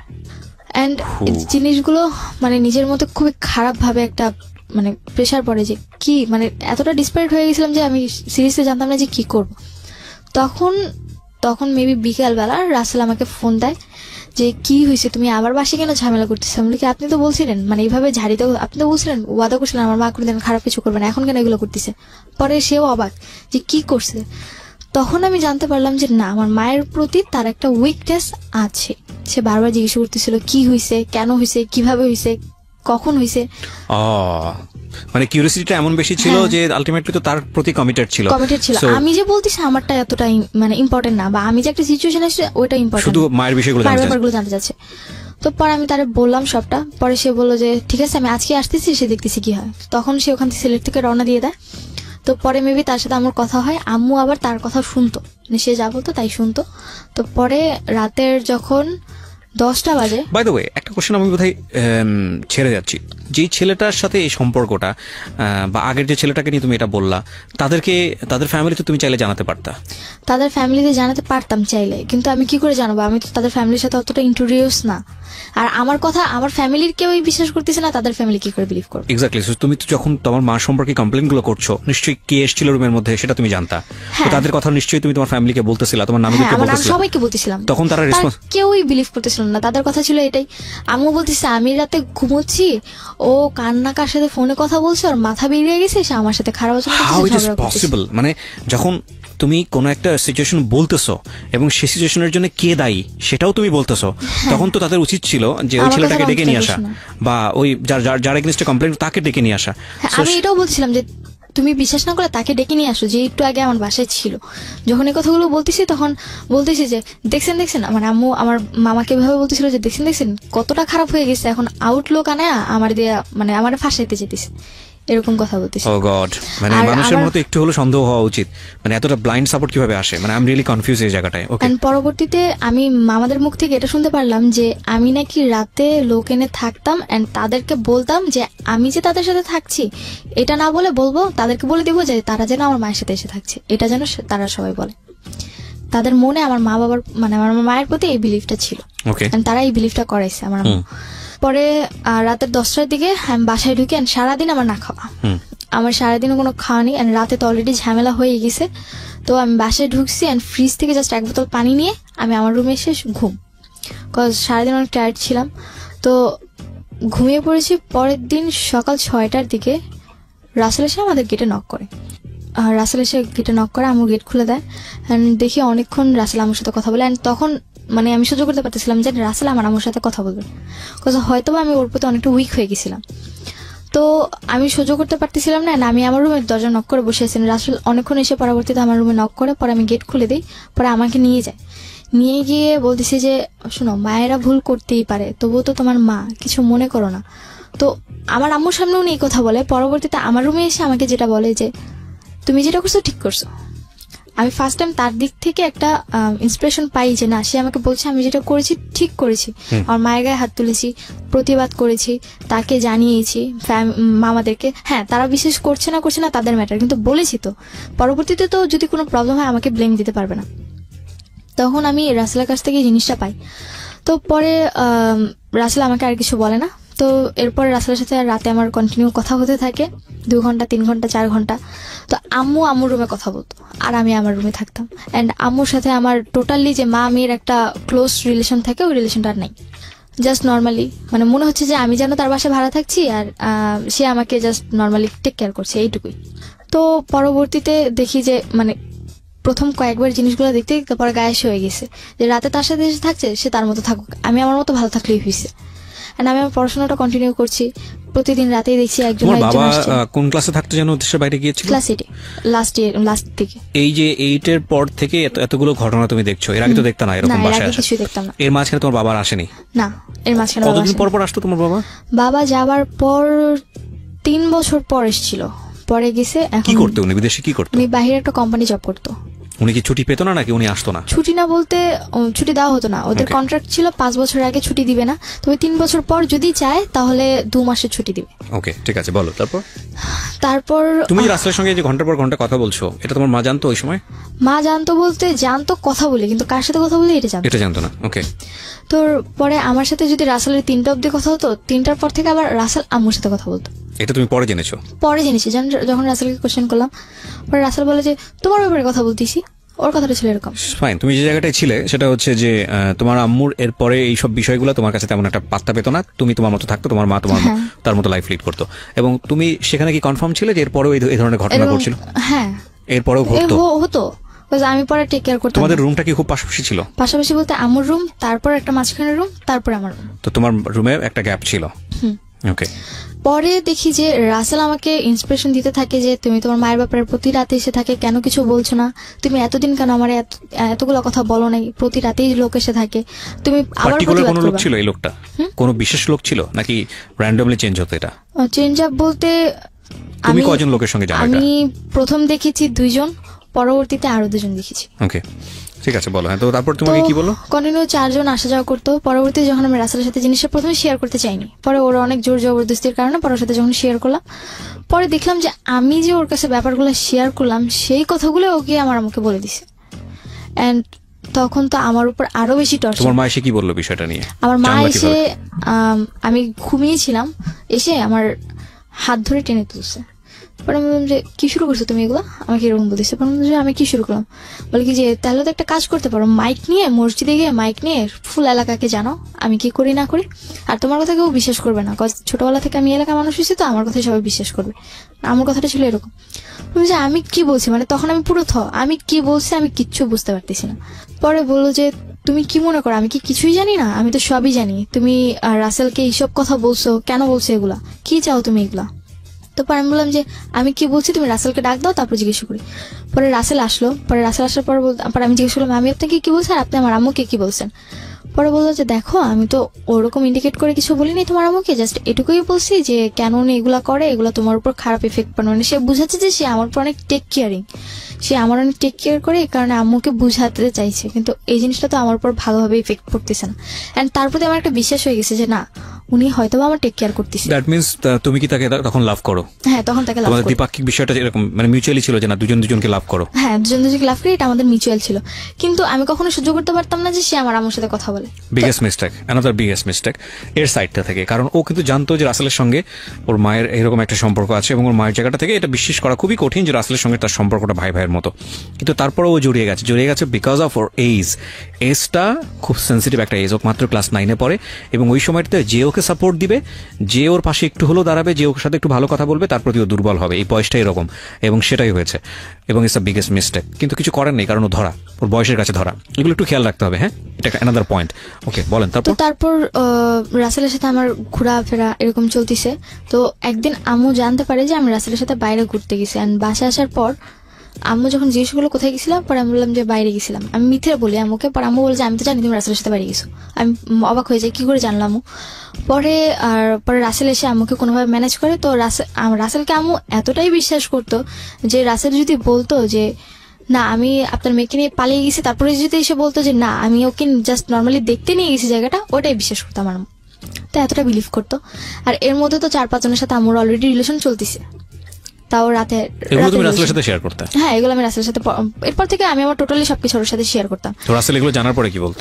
জানার পর ওর সাথে যদি আমার সাথে কথা হইতো, মানে আমার পরবর্তীতে আমাদের রিলেশনে যখন 6-7 মাস কেটে গেছে তখন এরকম চলতে থাকে। পরবর্তীতে আমার জিনিসগুলো খুব মানে করার না খারাপ ভাবে যে তোমার সাথে আমার রিলেশন, আমার একটা গার্লফ্রেন্ড বয়ফ্রেন্ড নর্মালি যতটুকু কথা বলা দরকার তাদের নিজেদের ব্যাপারে, সেই জায়গায় কিনা আমরা 4-5 ঘন্টা শুধুমাত্র আমার মায়ের ব্যাপার নিয়ে কথা বলি। তখন তুমি জিনিসগুলো অ্যাভয়েড করার চেষ্টা করতে, যে আমি এগুলো অ্যাভয়েড করি, কিন্তু দেখতাম যে আমি যত অ্যাভয়েড করতেছি ও ততই বেশি আমার প্রতি আরো মানে রাগ দেখাচ্ছে, শুনতে চাচ্ছে, আমার সাথে কথা বলতো না যে কেন তুমি তোমার মায়ের ব্যাপার আমাকে বলছো। মানে বিষয়টা তোমাদের সম্পর্কটা এমন ছিল যে কাল রাতে বাসায় কি হয়েছে সেটা তোমার বয়ফ্রেন্ডের সাথে শেয়ার করা, এটাই মূল এজেন্ডা। হ্যাঁ এটাই মূল এজেন্ডা। আমি এখানে একটা বিষয় একটু ইন্টারাপ্ট করি প্রিয় শ্রোতা। আজকে যে স্টোরিটা আমরা এখানে প্রচার করছি সেখানে ওর সামাজিকতার কথা চিন্তা করে, এবং এই ধরনের স্টোরিতে শুধু সামাজিকতা না, যাতে করে এটা একটা স্বাভাবিক পার্সপেক্টিভ থেকেও ওর নাম এখানে অন্য নাম ব্যবহার করা হয়েছে, ওর আসল নাম প্রকাশ করা হয়নি। ওর ভোকালটা যেটা আপনারা শুনতে পাচ্ছেন ওটা রিয়েল ভোকাল না, এটা আমরা রেডিও এন্ড থেকে চেঞ্জ করে দিয়েছি। দিস ইজ রেকর্ডেড স্টোরি, আমরা রেডিও এন্ড থেকে এটা চেঞ্জ করেছি। এবং শুধু তাই না, ও যত নাম এখানে ব্যবহার করছে, যত পরিচয় এখানে এসছে, প্রত্যেকটা জিনিস হচ্ছে ফেক। শুধুমাত্র স্টোরিটা ও যেভাবে বলছে ওর জায়গা থেকে রিয়েল, এবং যাতে করে ওর সামাজিকতায় কোনো সমস্যা না হয় সেজন্যই এই নামগুলো বা ওর ভোকালটা সবকিছু চেঞ্জ করা হয়েছে, এবং যাতে করে ওর সামাজিকতায় কোনো সমস্যা না হয়। আমরা মূল ঘটনা থেকে কি শিক্ষা নিব সেটাই হচ্ছে বিষয়, সেজন্য মূল ঘটনার দিকে আপনারা ফোকাস করুন। ও কে কোন এলাকা থেকে আসছে কি এটা ফাইন্ড আউট করবেন না, ঠিক আছে? ওকে বলো তারপর। তো এর মধ্যে আবার জানতে পারি যে আম্মু আমার ব্যাপারে যে 4-5 জনের সাথে তার রিলেশন ছিল, সে তাদেরকে কন্টিনিউ আমার ব্যাপারে খারাপ কথা বলে যেত। শুধু তাই না, আমার নানু বাড়িতে গেলে আমার টপিক থাকতো খারাপ ব্যাপার। আমার বাবার সাথে তো প্রতি রাতে মানে যদি মানে আল্লাহ 30 দিন যদি আমার বাবার সাথে তার কথা হতো, প্রতি রাতে আমার বাজে টপিক নিয়ে আব্বুর সাথে কথা হতো। এন্ড আস্তে আস্তে আব্বুর মনটা বেশি তুলেছে যেটাকে বলে। হ্যাঁ, তো তুলতে তুলতে এমন একটা পর্যায়ে চলে গেছে যে আমার সাথে বাবা টোটালি কথা বলতে চায় না। এন্ড আমি পুরোপুরি খারাপ হয়ে গেছি, মানে খারাপ কি তার চেয়েও খারাপ হয়ে গেছে আমার বাবার কাছে। এটা আমি তো তার কথা আমি একটা হাজি মানুষ হয়ে কেন এরকম একটা খারাপ মেয়ে পেটে ধরছি, কেন জন্ম দিছি, তো এটা হচ্ছে মূল কথা। আমার মায়ের মানে বাবা মাকে এটা বলতো, অ্যান্ড মাঝে মধ্যে এটাও বলতো যে ওই যে বান মেরে যে মানুষ মেরে ফেলে, আমার বাবা বলতো যে তোকে ওকে মেরে ফেল, তারপরে বাঁচা রেখে কি লাভ। তো তারপরে রাসেলের সাথে যখন আমাদের রিলেশনটা 8 মাসের কাছাকাছি চলে আসলো, এরপরে দেখলাম যে না, আমার সাথে যতটা ওর ওঠা বসা কথাবার্তা তার চেয়ে বেশি আমার সাথে ঘনিষ্ঠতা। আমার বাসায় আসলে আমি আবার তখন কোচিং করতাম, তো আমি যেটুকু টাইম কোচিং এ থাকতাম ওইটুকু টাইম আমার বাসায় থাকতো, আমি আসার আগে চলে যেত। এটা আমি আমার ভাইয়ের কাছ থেকে শুনি। পরবর্তীতে আবার দেখলাম যে আমি যদি স্কুলে যাই, আমার স্কুল থাকতো মানে 7টা থেকে 7:30 থেকে পিটি শুরু হয়ে যেত, তা আমাকে 7টার মধ্যে উপস্থিত থাকতে হতো, 6:30 থেকে বাসা থেকে বেরিয়ে যেতাম। তখনও আমার বাসায় আসতো, আর আমার স্কুল ছুটি হতো 1:15-তে, আমার আস্তে আস্তে বাসা যেতে যেতে এরকম 1:45 বেজে যেত, তার আগেও চলে যেত বাসা থেকে। এই জিনিসগুলো আমার খুবই খারাপ লাগে। অ্যান্ড পরবর্তীতে রাসেলের ম্যাটার নিয়ে প্লাস বাদবাকি যে ম্যাটারগুলো ছিল ওগুলো নিয়ে আম্মুর সাথে আমার তর্ক লাগতে থাকে। তো পরবর্তীতে আম্মু বলে যে তাহলে তোর বাসায় খাওয়া দাওয়া বন্ধ, তুই বাসায় খাওয়া দাওয়া করবি না, জাস্ট তোর থাকতে দিলাম দয়া করে আমার বাড়ি দেখে। আর কথায় কথায় আমাকে শুনতে হতো এটা তার বাড়ি, মানে বাড়িটা তো আসলে ওনার নামে ছিল। ওনার নামে। আর কথা বলতে একটাই যে এটা তোর বাবার বাড়ি না, যে তুই তোর নিজের পছন্দ মতো চলবি আর তুই তোর কথাগুলো বলবি, আমি এগুলো শুনবো। another important point প্রিয় শ্রোতা, যে এখানে বাবার শক্ত হওয়ার সুযোগ ছিল কিনা আদৌ? আচ্ছা, তোমার বাবার কি এতটুকু সামর্থ্য ছিল না সে নিজে একটা বাড়ি করে, বা তারপর তোমার মার উপর অর্থনৈতিকভাবে ডিপেন্ড ছিল? আমার বাবা বলতে গেলে গ্রামে বাবার প্রচুর সম্পত্তি জায়গা আছে, কিন্তু ঢাকার মেয়ে বাবা পছন্দ করে, সেক্ষেত্রে আমার মায়ের বাড়ি ছিল, এই কারণে বাবা মোটামুটি উইক ছিল আমার মায়ের প্রতি। ওকে, ঠিক আছে, বলো। তারপর জিনিসগুলো মানতে পারি না। তো একদিন রাসেল অসুস্থ থাকে, তো এর মধ্যে আমাদের রিলেশনটা এরকমই চলতে থাকে। ওর সাথে আমার প্রতিদিন ঝগড়া হতো, কেন আম্মুর সাথে কথা বলে, আর আম্মুর সাথে তো আমার প্রত্যেক দিন ঝগড়া হতে, আর কোনো না কোনো কারণে প্রতিদিন আমার 2-1টা থাপ্পড় খেতেই হবে। আর হ্যাঁ, আর গালাগালির তো কোনো লিমিটই ছিল না, খেতে বসতে গালি শুনতে হতো, ঘুমোতে গেলে গালি শুনতে হতো, মানে এত নিম্ন স্তরের গালিগুলো মানে চলে গেছিল যে তার কাছ থেকে শুনে শুনে মনে হচ্ছে যেন ওই জিনিসগুলো এখন আমি রিপিট করছি। আর মানে খারাপ, মানে খুব খারাপ সেন্সেশন, মানে নিজে সবসময় একটা জিনিস চিন্তা করতাম যে কেন এই ফ্যামিলিতেই বা জন্ম নিলাম, বা কেনই বা এগুলো আমি সহ্য করছি। তো তারপরে যখন আমি অতিরিক্ত উইক হয়ে পড়ি রাসেলের উপর, তো আমি টোটালি ওরে না করে যাই, তুমি আমার মায়ের সাথে টোটালি কোনো কন্ট্যাক্ট করতে পারবে না। এবার তোমার বোন হোক, মা হোক, বাপ হোক, চাচা হোক, যাই হোক না কেন, বা তোমার আত্মীয় রক্তের কেউ হোক, তুমি কারোর সাথে, আমি ছাড়া দুনিয়া সবার সাথে যোগাযোগ করে একমাত্র আমার মা ছাড়া। আর আমার মায়ের প্রতি আমার এমন একটা ঘৃণা নিজের মধ্যে জন্মে গেল যে আমি দুনিয়ার একটা নিকৃষ্ট মানুষকে সহ্য করতে পারবো, কিন্তু তাকে করতে পারবো না। ওকে ওকে। তো মায়ের তো অলরেডি এরকম রিলেশন চলছে। তো এরপরে বাসায় আসাটা মানে 2-3 জনের বাসায় আসা বন্ধ হয়, কিন্তু আম্মু পরবর্তী থেকে তাদের বাসায় যাওয়া শুরু করে, বা বাইরে আউটসাইডে দেখা করা, মিট করা শুরু করে। এটা তুমি জানলা কিভাবে? এটা জানতে পেরেছি রাসেল একবার আম্মুকে ফলো করেছিল, তারপর জানতে পেরেছি রাসেল তোমাকে ইনফরমেশনটা দেয়। হ্যাঁ, রাসেল ইনফরমেশন দেয়। আর আম্মু যে কথা বলতো, পরবর্তীতে আরেকটা এখানে মাঝখানে একটা ঘটনা ঘটেছে, সেটা হচ্ছে যে একবার আম্মুর সাথে এরকম ঝগড়া হওয়ার কারণে তো আমি নাকি, বাবা আম্মুকে বলে যে যেহেতু তোর মেয়ে এতই খারাপ হয়ে গেছে, তাহলে তুই ওকে কেন আলাদা রুমে থাকতে দিচ্ছিস? তার মানে ও বাইরে থেকে লোক এনে রাতের পর রাত বাসায় থাকছে, তুই কেন এটা মেনে নিচ্ছিস? তাহলে ওকে রুম ছেড়ে দিতে বল, তুই তোর রুমে মাটিতে ফ্লোরে ওরে থাকতে দিবি, যদি থাকতে হয় থাকবে, আর না তো বাসা ছেড়ে চলে যাবে, কজ এটা তোর বাড়ি। তো আম্মু আব্বুর কথা শুনে আমাকে আমার রুম থেকে চলে আসতে বলে। তো আমি পরবর্তীতে আমার রুমটা ছেড়ে দিয়ে আমি আম্মুর রুমে ফ্লোরে বেড করে ঘুমোতাম। তো তখন তো রাতে আমার আবার মানে ক্লাস 6 থেকে রাত জাগার একটু স্বভাব ছিল, আমি রাতে এফএম শুনতাম। তো আম্মু রাতে কি বলতো, কানে এফএম থাকলেও যদি আমি এফএম অফ করে দিই পাশে গিয়ে বলতে শুনতাম। তো আম্মু আবার মাঝে মধ্যে করতো কি, মানে অনেক নেগেটিভ আর ন্যারো মাইন্ডের কথা বলতো। তো আমি ওগুলো শুনছি কিনা, হয়তো অপোজিট সাইড থেকে তাকে জিজ্ঞেস করতে যে তোমার মেয়েগুলো শুনছি কিনা দেখো তুমি। তো তখন আবার আমাকে ডাক দিত যে সুবা তুমি কি আমার কথা শুনছো? তো যখন এরকম ডাক দিত তখন আমি না শোনার ভান করে বসে থাকতাম, তার মানে আমার কানে হেডফোন আছে, আমি তার কথা শুনছি। নেগেটিভ ন্যারো বলতে হাজবেন্ড ওয়াইফের যেমন কথা। Okay we got understood. হ্যাঁ, তো এই জিনিসগুলো আমি টোটালি মানে যখন কথাগুলো শুনতাম মানে খুবই খারাপ লাগতো, টলারেট একদমই করতে পারতাম না। চিন্তা করতাম যে কেন আমাকে ওই রুম থেকে এই রুমে নিয়ে আসছে। তো এরকম তখন আমার 9-এর লাস্ট এক্সাম বলতে মানে এক্সামের লাস্ট এক্সাম ছিল, তারপরে 2 দিন পর রেজাল্ট দিয়ে দিবে, ডিসেম্বর মাস ছিল তখন। আমি টোটালি সহ্য করতে পারি না।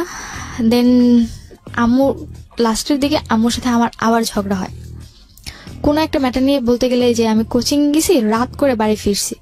ওই দিন আমার কোচিং এ অনুষ্ঠানও ছিল, তো ওই জায়গায় আমার লেট হয়ে গেছে। প্লাস ওখান থেকে আসার সময় রাসেলের সাথে দেখা করে আসতে গিয়ে আমার একটু লেট হয়ে গেছে, মানে 9:30টার কাছাকাছি চলে গেছে। তো আমাদের এলাকাটা এরকম যে 9:30টার পর বা 10টা থেকে কোনো মেয়ে বাড়িতে ফিরলো তাকে নিয়ে অনেক বাজে মন্তব্য করা হয়। তো আম্মু ওইটা আমার সাথে চিল্লাচিল্লি করতে থাকে। পরে আমি আম্মুরে, মানে আমার সাথে তো আম্মুর কোনো ভালো রিলেশনই নেই, আর আম্মু যদি আমাকে কোনো কথা বলে আমি প্রত্যেকটা কথার বাজে অ্যান্সার দিই। ওকে, কজ তার কাছ থেকে সুন্দর সুন্দর এখন আমার অভ্যাস হয়ে গেছে। তো পরে আম্মু আমাকে জিজ্ঞেস করে এত রাত করে কেন তুমি বাসায় আসছো? পরে আমি বললাম যে আমি যদি রাত করে বাসায় ফিরি বা আমি যদি কোথাও থেকে ঘুরেও এসে বাসায় ফিরি, তুমি তো আমার বাবাকে এটাই বলবে যে না আমি আরেকটা লোকের সাথে থেকে আসছি, তাই না? তুমি যেটা মনে করো সেটাই। আমার অ্যান্সারটা ছিল এরকম। আর আমি রাত করে বাড়ি ফিরলে আম্মু প্রত্যেকটা দিন বাবাকে একটা কথা বলতো যে তোমার মেয়ের এমন একটা চাহিদা হয়েছে, মানে এত খারাপ কথা বলতো যে ওরা এখন ঘরে রাখা দেয়, এমন কিছু কিছু কথা বলতো যে বা হাজব্যান্ড ওয়াইফ কথা বলতে পারে, কিন্তু যখন একটা মেয়ের টপিক নিয়ে কথা বলে মায়ের কিন্তু উচিত যে না মেয়ের টপিকটি একটু মানে নিজের মধ্যে রাখা, কিন্তু সে কোনোটা রাখতো না, আরো বেশি করে বলতো। তো পরে আমার আবার এরকম ছিল যে না তাকে যদি মানে আমি যদি রাত করেও বাড়ি ফিরতাম, তার জন্য যদি আমি অনেক খাবার নিয়ে আসতাম, সে আমাকে কিছুই বলতো না। ওকে, সো তুমি কনভিন্স করার জন্য মাঝে মাঝে খাবার নিয়ে আসতে? হ্যাঁ, আমি বাইরে গেছি, হয়তো বা আসতে লেট হয়ে গেছে, তার জন্য যদি খাবার নিয়ে আসতাম সে আমাকে কখনোই। এই সময়টা তুমি কি করতে? এই সময়টা আমার হয়তো বা হাতে ঝুলে থাকা হতো, বা তখন আবার হ্যাঁ রাসেল আবার তখন একটা বিজনেসে যুক্ত ছিল, যার কারণে ওর বিজনেসের কারণে উত্তরা বা বিভিন্ন জায়গায় যেতে হতো, মানে ওই ওর মানে বিজনেসের ইয়াটা প্রচারটা করার জন্য। রাসেল কি ওই সময়টাতে তোমার মায়ের সঙ্গে কি কথাবার্তা বলতো? নর্মালি বাসায় আসতো খুব কম, আমি আর প্রেশার পড়ার পর একটু কম আসতো। তো এটা কি তোমার মা বুঝতে পারতো না? বুঝতে পারতো না বলতে ও হয়তো কোনোভাবে কনভার্স করতো, আমি কখনো এই ব্যাপারে জিজ্ঞেস করি না। আর যদি জিজ্ঞেস করতাম ও বলতো যে তোমার এত কিছু জানে কি লাভ, আমি তো ম্যানেজ করতেছি। Okay fine, he is playing double game actually. ও যখন তোমার সাথে বাইরে মিট করতো বা তুমি কার সাথে মিট করতো সেটা তোমার মা জানতো? মিট করতেছি বলতে আমার ওর সাথে বেশিরভাগই মিট হতো হয় কোচিং ফাঁকি দিয়ে, আর তা না হলে স্কুল ফাঁকি দিয়ে। আচ্ছা, তো এটা কি তোমার মা জানতো যে তুমি কার সাথে টাইম পাস করতেছো, কোন ছেলের সঙ্গে? এটা জানতো না। এটা জানতো না। আচ্ছা, তো তুমি বলছিলে রাত করে বাড়ি ফেরা, কটার দিকে ফিরতে সর্বোচ্চ রাত হলে? আমার সর্বোচ্চ 9:30টার অবধি কখনো যাইনি। 9:30? তোমার তখন বয়স ক্লাস 9-এ পড়ো তুমি? তখন আমি 15। মানে তুমি কোন ক্লাসে পড়ো তখন? 10-এর ফার্স্টে। ক্লাস 9:30 অনেক রাত। হ্যাঁ অনেক রাত। বলো। তো পরে যখন আম্মু আমার উপর চিৎকার চেঁচামেচি করতো, তো আমি বলতাম যে তুমি করলে দোষ না আমি করলে দোষ, মানে আমার কথাটা এরকম ছিল। রিপিট দ্য সেন্টেন্স, বলো। যে তুমি করলে দোষ না আমি করলে দোষ। So ultimate lesson of the story is here. এইখানেই হলো লেসন, এবং এটা আরো কত বড় দিকে যাবে সেটাই হচ্ছে দেখার বিষয়। এই লাইনটা একটু মাথায় রাখেন, কারণ একটা কথা আমরা সবসময় বলি, শিশুকে যে পরিবেশে বড় করছেন সে সেই রকমই হবে বা তার চেয়ে ভয়ানক হতে পারে। ওকে, হ্যাঁ। তো যখন আম্মুর সাথে এরকম তর্ক বিতর্ক যেত, তো তার সাথে আমার মানে এরকম কন্টিনিউ এরপর থেকে প্রতিদিনই প্রায় তার সাথে আমার মারামারি হতো, মানে সে আমাকে মারতো আমি তাকে মারতাম, তারপর সে আমাকে বকাবকি করতো। সো ন্যাস্টি না? এগুলো শুনলেও মানে যে এটা চিন্তাই করা যায় না, বাট চিন্তা করে দেখুন মানে কতটা ভয়াবহ হতে পারে একটা পারিবারিক সমস্যা। ওকে, তো এরকম ঘটনা ঘটতেই থাকে প্রতিদিন। তো তখন আস্তে আস্তে মানে রাসেলের প্রতি আমি একটু উইক হতে থাকি আরো বেশি। তো তখন ওরা আমি বিলিভ করা শুরু করে, মানে ও আমাকে যা বলতো আমি তা বিলিভ করতাম, ও আবার আম্মুকে যা বলতো আম্মু তা বিলিভ করতো। মানে ও এদিক থেকে আম্মুর সাথেও কথা বলতো, আমার সাথে, মানে দুদিক থেকে ওর মানে ইয়াটা খুব ভালো ছিল। কথা তোমার মাও করছে তুমিও করছে, সে গালি দিচ্ছে তুমিও গালি দিচ্ছ, হ্যাঁ র্যান্ডমলি চলছিল। তারপর তো এরকম ভাবে আমার বড় মামা আমার ফ্যামিলির প্রতি একটু বেশি টেক কেয়ারিং ছিল, তো উনি প্রায়ই আমাদের ঝগড়া মিটাতে আসতো।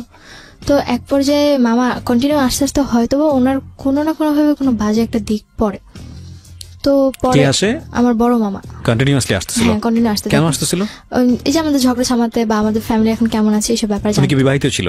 হ্যাঁ উনি ম্যারিড ছিল। ওকে, ওনার বাচ্চা কাচ্চা ছিল? বিয়েও হয়েছে। বিয়ে হয়ে গেছে। ওকে, তো পরবর্তীতে বড় মামা মানে কি পরিবারের সবার বড়? হ্যাঁ আমার মায়ের ফ্যামিলিতে তারা 7 ভাই বোন, তাদের মধ্যে সবার বড়। ওকে, তো পরে আমার বড় মামাকে আমার মা খুব বিলিভ করতো। তো একদিন বড় মামা বলে যে দেখ তোর ফ্যামিলিতে এত ঝামেলা, তার চেয়ে ভালো আমি আমার বাড়িতে নিয়ে যাই সুভাকে, ওকে কয়েকদিন আমার বাড়িতে রেখে পরে তোরা আমার বাসায় আবার দিয়ে যাবো। তো পরে মামার 2টা বিয়ে হয়েছে, একটা থাকে ধানমন্ডি আর একটা থাকে মানে আমাদের এলাকাতে। তো মামা বলছে যে আমাদের এলাকা থাকলে যে কোনো সময় তোর বাসায় চলে আসতে পারবে, তার চেয়ে আমি ওকে ধানমন্ডি নিয়ে যাই। ধানমন্ডিতে আমি মানে আমি একদমই প্রস্তুত ছিলাম না বা আমি যেতেই চাইনি টোটালি, কিন্তু আম্মুর প্রচুর জোর জবরদস্তি গালাগালি সহ্য করতে না পেরে যে এইটুকু চিন্তা করতাম যে না 2-3 দিনের জন্য রেস্ট তো পাবো অন্তত আমি। এই চিন্তা করে পরে আমি গেলাম, তখন আমি টেনের ফার্স্টের দিকে। তো যখন আমি ধানমন্ডি মামার বাড়িতে গেলাম, তো ওই দিনটা ছিল যে মামাদের বাড়িটা ছিল এরকম যে মানে ফুল বাড়িটার মধ্যে একটাই মানে একতলা বাড়ি, তো 2টা ফ্ল্যাট ছিল। এক ফ্ল্যাটে হাজব্যান্ড ওয়াইফ থাকতো, তারা সকালে চলে যেত, রাতে আসতো। আরেক ফ্ল্যাটে মামা আর তার ওয়াইফ থাকতো।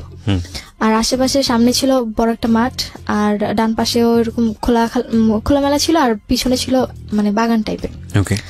তো যখন ওই বাড়িতে গেলাম, তো প্রথম দিন মোটামুটি নিজেদের বাড়ি, নিজেদের বলতে ভাড়া থাকতো তারা। তো প্রথম দিনটা মোটামুটি মামি আমার খুব টেক কেয়ারিং করে। তো মামি আবার জব করতো, মামা নর্মালি কিছু করতো না। তো মামি সকালবেলা জবে চলে যায়, পাশের বাড়ির লোকেরাও চলে যায়। তো আমি মানে ড্রয়িং রুমে বসে টিভি দেখতেছিলাম।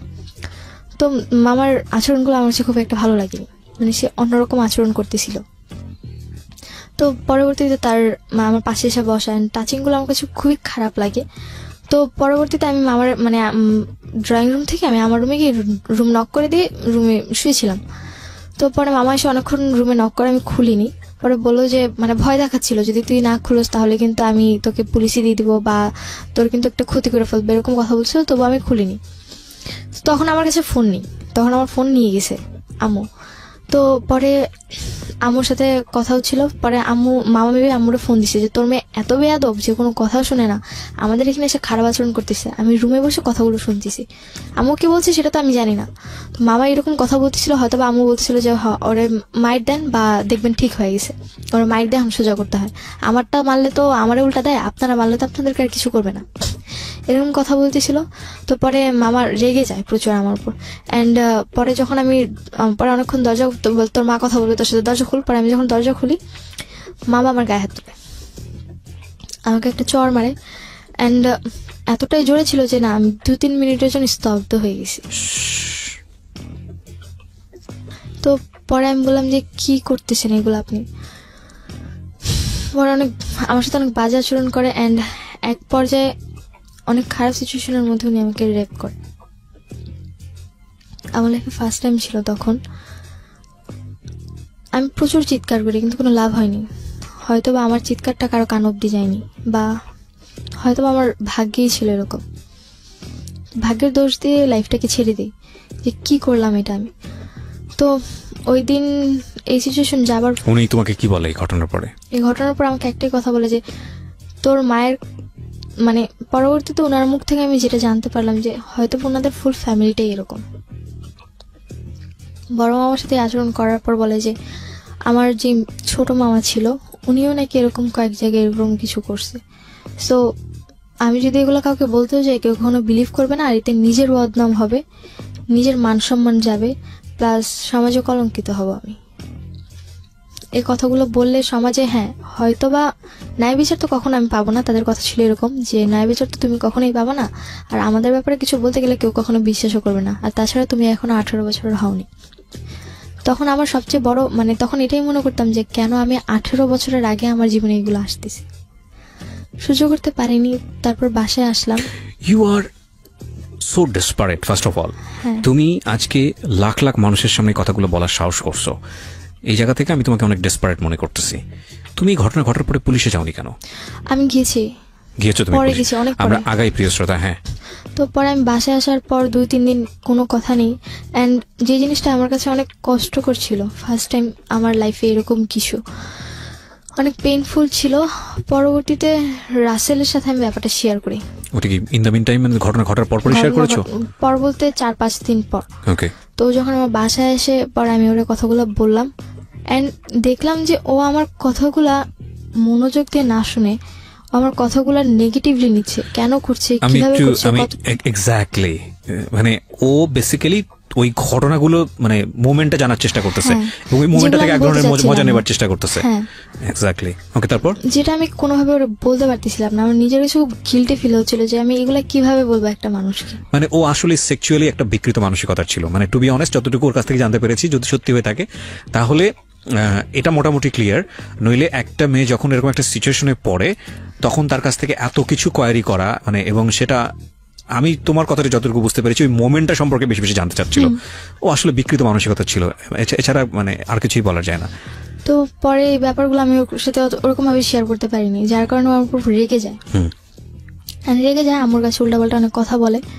অ্যান্ড পরবর্তীতে আমি ওরে কথাটা বলতে মানে আমার মনে হয় যে 2 সেকেন্ডও লেট করিনি, এর মধ্যে ওকে কথাগুলো আমাকে বলে দিছে, যে কথাগুলো আমি কার সাথে শেয়ার করতে চাচ্ছিলাম না। মানে তোমার এই আনএক্সপেক্টেড যে ঘটনাটা সেটা তোমার মাকে বলে দিয়েছে। তো আম্মুকে যখন ব্যাপারগুলো বলে, আম্মু সাথে সাথে আমার রুমে আসে, ও চলে যায়, তারপর আমার রুমে এসে বলে যে তো এতটা নিচে নামছিস যে তুই এখন আমার ভাইয়ের নামে ব্লেম দেওয়া শুরু করলি। আমি আমার কষ্টটা কারোর সাথে শেয়ার করতে পারতেছিলাম না, যে আমি এতটা বড় একটা প্রবলেমে পড়লাম যে অন্তত আমার মা আমার প্রবলেমটা শুনছে না, আমাকে উল্টো ব্লেম দিচ্ছে যে আমি তার ভাইয়ের নামে কেন ব্লেম দিচ্ছি। অ্যান্ড 4-5 দিন কি 1 সপ্তাহের মতো আমি ঘর থেকেই বের হই না, ঘরেই থাকি। তারপর আমার এক্সাম পড়ে যায়, 10-এর ফার্স্ট ইয়ার এক্সাম এপ্রিলে পড়ে। তো পরে আমার এক্সাম দিন ছিল, ওই দিন আমার অ্যাকাউন্টিং এক্সাম ছিল। অ্যান্ড দিনটা ছিল মেবি মঙ্গলবার দিন ছিল। ওই দিন রাসেল অনেক অসুস্থ ছিল। আমার ঠিক এরকম একটা ঘটনার পরপরই অসুস্থ ছিল। তো আমার চিন্তা ছিল যে ও তো মেসে থাকে আর ওরকম ঠিকভাবে খাওয়া দাওয়া করতে পারে না। তো আমি আমাকে টিফিনের জন্য বা আমাকে যাওয়া আসা যাতায়াতের জন্য যে টাকাটা দেয় ওটা দিয়ে আমি হয়তো ওর জন্য ভালো কিছু কিনে ওকে দিয়ে আসি। একটু থামাচ্ছি, এত বড় একটা ভয়ানক দুর্ঘটনা ঘটালো রাসেল, যেটা তোমার মাকে জানানোর কথা ছিল না। জানানোর পরে তোমার মা এসে তোমাকে টর্চারটা করলো, যেখানে তুমি রাসেলকে বলেই দিয়েছো যে তোমার এই বিষয়গুলো নিয়ে যেন কোনোভাবেই বিষয় তো না, মানে তোমার তো দূরের কথা, সে তোমার মার সাথে যেন যোগাযোগ না করে। সেখানে তোমার এরকম একটা সেন্সিটিভ বিষয় রাসেল তোমার মাকে জানিয়ে দিয়েছে, তারপরে তুমি রাসেলের সঙ্গে এতটা ভালোবাসা কেন দেখাতে যাচ্ছ? ভালোবাসা বলতে যে তখন আমার মাথায় এটা ছিল না যে না ওকে কি করবে, আমার জাস্ট একটাই চিন্তা ছিল যে তার উপর আমি ওর উপর রেগে গিয়েছিলাম, কিন্তু ও এর মধ্যে অসুস্থ হয়ে পড়ে। সামহাও তুমি ওর প্রতি উইক ছিলা এবং তুমি এটা করেছো। এটা ভুল ছিল না শুদ্ধ ছিল সেটা আপনারাই জাজ করবেন। আমার জায়গা থেকে তো মারাত্মক ভুল, যে কারণে সিক্রেটস, কিন্তু ও এটা করেছে। হ্যাঁ বলুন। তারপর আমি ওই দিন এক্সাম দিতে যাই, আমার অ্যাকাউন্টিং এক্সাম। তো আমার কোশ্চেন দেখে আমি খুব খুশি যে আর কারো কি কমন আসছে এটা না, আমি অলওয়েজ আমার পরীক্ষা হলে আমার এতটা ব্যাড লাগছিল, আমার স্কুল লাইফটা এতটাই খারাপ ছিল যে কখনো আমি কারো হেল্প পাইনি। এক্সাম হলে যে একজন আরেকজনের হেল্প পায় ওই জিনিসটা আমার কখনোই ছিল না। আমি যতটুকু পাস করে আজ পর্যন্ত আসছি পুরোটা নিজের দক্ষতা। তো ওই দিনও আমার এক্সাম পেয়ে আমি খুব খুশি যে আমার ফুল কমন আসছে। আমার জাস্ট এইটুকুই যে আমি কোনো মতে পাস মার্কটা উঠাবো, এরপরেই আমাকে যেই হোক তাড়াতাড়ি করে যেতে হবে। অন্তত 1 ঘন্টা আগে এক্সাম হল থেকে বের হয়ে ওর বাসায় গিয়ে ওর কিছু দিয়ে আমার বাসায় যেতে হবে আবার। তো আমি ওই দিন এক্সামটা 2 ঘন্টার মতো কমপ্লিট করি। 4টা এক্সাম ফুল 4টা মার্কস ফুল দিয়ে 40 আমার যেটা 40 যতটুকু অ্যান্সার করেছে আমার ফুল অ্যান্সারটাই আসবে। তো আমি এরপর এক্সাম হল থেকে বের হয়ে যাই। ওই জিনিসটা আমার মামি আবার ফলো করে যে এক্সাম হলে ঢুকে এক্সাম আমার 3 ঘন্টা, সেই জায়গায় আমি কিনা 2 ঘন্টার এক্সাম দিয়ে বের হয়ে গেছি, কোথায় যাচ্ছি। মামি আবার আমাকে ফলো করে। তো মামি ফলো করে পরে আমি মেন রোডের দিকে ফলো করে। মামি। কোন মামি? এটা হচ্ছে আমার মেঝো মামার ওয়াইফ। আচ্ছা। তো তার সবাই তোমার সম্পর্কে একটা নেগেটিভ পারসেপশন, সুতরাং সবাই ফলো করে। ওকে। তো পরে দেখলো যে আমি একটা দোকানে ঢুকলাম, ঢুকে রুটি কিনলাম আর বাইরে থেকে কলা কিনলাম। তো আর মেডিসিন যেটা নর্মালি কিনে যাচ্ছি। তো মামি আমাকে অনেকক্ষণ ফলো করে। তো ফলো করার পর মামি দেখলো যে আমি শুভর বাড়ির সামনে এসে একটা ফ্যাক্সিলোডের দোকান থেকে। শুভকে? শুভ বলতে রাসেলের ফ্রেন্ড। ওকে, রাসেলের ফ্রেন্ড। হ্যাঁ। তো ওর নাম্বার আমার মুখস্থ ছিল। তো আমি ফ্যাক্সিলোডের দোকান থেকে শুভকে ফোন করছি যে শুভ ভাই আপনি কোথায় আছেন? পরে বলে যে আমি তো বাড়িতেই আছি। বলে কি রাসেল কি আসে? তাহলে আমি আসতাম। ওর ফোনে ফোন দিচ্ছি, ফোনটা সুইচ অফ ছিল। তো পরে শুভ ভাই বলতেছে যে কই আমিও তো ওর ফোনে দিয়ে পাচ্ছি না, আর ও তো বাসায় নেই, ও তো আরো 2 ঘন্টা আগে বের হয়ে গেছে। তখন আমার মাথায় একটা জিনিসে কাজ করতেছিল, আমার পরীক্ষা 2 ঘন্টা আগে, তার মানে আমি 2 ঘন্টা আগে বের হয়েছি, ও 2 ঘন্টা আগে কোথায় গেছে? নিশ্চয়ই তোমার বাসায় আসছে। আমি ওই জায়গার একটা সেকেন্ডও লেট করলাম না। মামি জাস্ট ওইটা দেখলো আমাকে ফ্যাক্টরির দোকানে কথা বলতে। মামি ওর সাথে সাথে আম্মুকে ফোন করছে। আম্মুর ফোনটা তখন সুইচ অফ ছিল। আমার লাকটা এত ভালো ছিল যে হয়তো বা কিছু জানার জন্য আল্লাহ আমাকে এই জায়গায় হেল্প করছে। ওকে। এবং ভয়ানক কিছু একটা আমরা দেখতে চাচ্ছি, এটা আমরা খুব ভালো করেই বুঝতে পারছি। তো আমি যখন শুভ ভাইয়ের কাছ থেকে ইনফরমেশনটা পাই, আমার মাথা আর কোনো কাজ করে না। আমাকে যেভাবে হোক বাড়ি পৌঁছাতে হবে, এবার 1 ঘন্টায় হোক বা 5 মিনিটে হোক। তো আমি যে ফ্যাক্সিলোড থেকে ফোন করেছিলাম সেখান থেকে আমার বাসাটা বেশি একটা দূরে ছিল না। তো আমি যেহেতু এলাকা ছোটবেলা থেকে বড় হয়েছি, সেক্ষেত্রে আমাকে কেউ কিছু কখনো বলেনি। তো আমি ওখান থেকে দৌড় শুরু করি। তো আমি বাসার গলির সামনে গিয়ে এক পর্যায়ে হাঁপিয়ে যাই। তো ওখানে একটু দাঁড়াই যে আমাকে দৌড়ে যদি আমি বাসায় যাই তাহলে ওরা নক পেয়ে যাবে। আমাকে এমন ভাবে যেতে হবে যে না আমি হঠাৎ করেই আসছি। তো পরে আমি বাড়িতে মানে গেটটা আসলেই মনে হয় ওই দিন আমার লাকটা খুব ভালো ছিল। গেটটা যখন আমি খুলি, ওরা হয়তো বা কোনো টের পায়নি। আমি গেটটা আস্তে খুলে শুটা খুলে স্কুলের যখন আমি ঘরে ঢুকি, হয়তো আমার ছোট দুই ভাই তখন বের হচ্ছিল। তো এই জিনিসগুলো আমার ছোট দুই ভাইয়ের মধ্যে অনেক খারাপ প্রভাব পড়ে। ওরা মানে খুব খারাপ আচরণ করতে থাকে, অ্যান্ড এখনো পর্যন্ত আমার ছোট দুই ভাই মানে এতটাই খারাপ আচরণ করে, ওদের আচরণটা এতটাই মানে নিম্ন টাইপের। খারাপ বলতে অনেক খারাপ আচরণ করে, কারোর সাথে ভালো ব্যবহার করে। খারাপের তো বিভিন্ন রকমের টাইপ আছে, মানে কথা বলার স্টাইল ভালো না, বকা দিয়ে কথা বলে যাকে বলবে, আবার উগ্র আচরণ, অনেক উগ্র আচরণ, আর কারোর সাথে কোনো ভালো আচরণ করে না। ওই জিনিসগুলো হয়তো বা ওদের মধ্যে কোনো একটা এফেক্ট পড়েছে। তো আমার ভাই দুটো তখন বের হয়ে যায়। তো আমাকে আমার মানে মেজো যে ভাইটা ছিল আবার আম্মুর আবার সব কথা শুনে, তো ছোটটা আবার আমার কথা শুনে। মেজোটা দেখছে আমাকে, দেখে ও চাল থেকে চিৎকার করেছে, আম্মু আপু কিন্তু ঢুকলো বাড়িতে। মানে ও পাশের বাড়ির চালে মানে কয়েকটা ছেলে মিলে চালের মধ্যে ঘুরে উড়াইতেছিল। তো আমাকে দেখছে আবার। তো আমি যখন আস্তে করে ঘরে ঢুকে শুটা খুলছি তখন চিৎকার করেছে যে আম্মু আপু কিন্তু ঘরে ঢুকলো। এই কথাটা আম্মু শুনছে, শুনে তাড়াতাড়ি করে যেই উঠতে গেছে, আমি রুমের মধ্যে প্রবেশ করে যখন তাদেরকে এমন একটা সিচুয়েশনে দেখি যেটার জন্য সত্যি হয়তো বা আমার জন্য আনএক্সপেক্টেড ছিল। আমি ওখানে খাবারগুলো রেখে বসে, এটা তোমার জন্য আনএক্সপেক্টেড ছিল, বাট আমাদের জন্য সবার জন্য, যারা আমরা স্টোরিটা শুনছিলাম তাদের সবার জন্য এটা এক্সপেক্টেড ছিল। ওকে, অন্যান্য সবার ক্ষেত্রে এটা যেমনটা হোক নিজের ক্ষেত্রে মেনে নিয়েছি।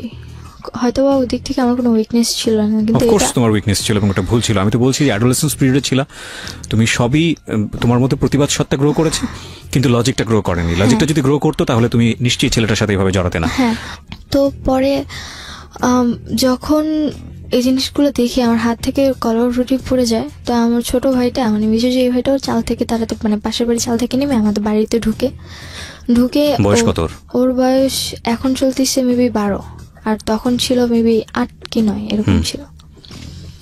তো পরে ও আর কোনো কথা বলে না, ও ওই সিচুয়েশনটা দেখে ওর সামনে মানে এমন কোন সিচুয়েশন কি ছিল যে খুবই বিব্রতকর বলতে মানে আমি সত্যি বলে বোঝাতে পারবো না। ওকে ফাইন, আমরা জানতে চাচ্ছি না, বলুন। এন্ড রাসেল যখন ব্যাপারটা দেখে, ও আমাকে মানে নিজের চোখকে তো আমি আর অবিশ্বাস করতে পারবো না। এতদিন না হলে আমি নিজেকে অবিশ্বাস করে ওকে বিশ্বাস করে আসছি, এরপর থেকে ওকে মেনে নেওয়াটা আমার পক্ষে সম্ভব। কি করলে তুমি ওই সময়টাতে? তখন আমি হাত থেকে ওগুলো ফেলে দিই, মানে প্রথমে হাত থেকে পড়ে যায়, পরে আমি এই কথাটা বলি যে মানে একটা বকা দিই ওরে যে তোর মতো এরকম খারাপ টাইপের ছেলের জন্য আমি যে এই খাবারটা নিয়ে এসেছিলাম তোর অসুস্থতার জন্য, এটা মনে হয় তোর 7 কপালের ভাগ্য। এটা বলে রুটি আর কলাটা ধরে ফিক্কা মারে একদম গেটের বাইরে ফেলে দিই। আর ছোট ভাইটার সাথে সাথে আম্মু বলে যে তুমি বাইরে যাও, তো বের হয়ে যায়। আর একদম যে ছোট ভাইটা ওকে নানু বাসায় পাঠায় দেয়। তো আমি গেট আটকে দিই, পরে ওদের দুজনকে রুমে রাখি। তো রুমে রেখে বলতেছি যে এখন কি করবে বলো, এখন আমার কেমন অবিশ্বাস করা বাবা, এখন এর আগের গুলো তো নিজের চোখে দেখছি, এবার তো তোমাদের দুজনকে একসাথে দেখলাম। এখন রাসেলকে বলতেছি যে তুমি এখন কি বলবা, মাকে বলতেছি তুমি এখন কি বলবা। পরে আম্মু বলতেছি যে কেন, ও কি বলবে মানে অন্যান্যগুলো যেমন মেনে নিতে পারছে এটা কেন মেনে নিতে পারবে না। পরে আমি রাসেলকে বললাম যে আসলে কি এটা আমি মেনে নিব।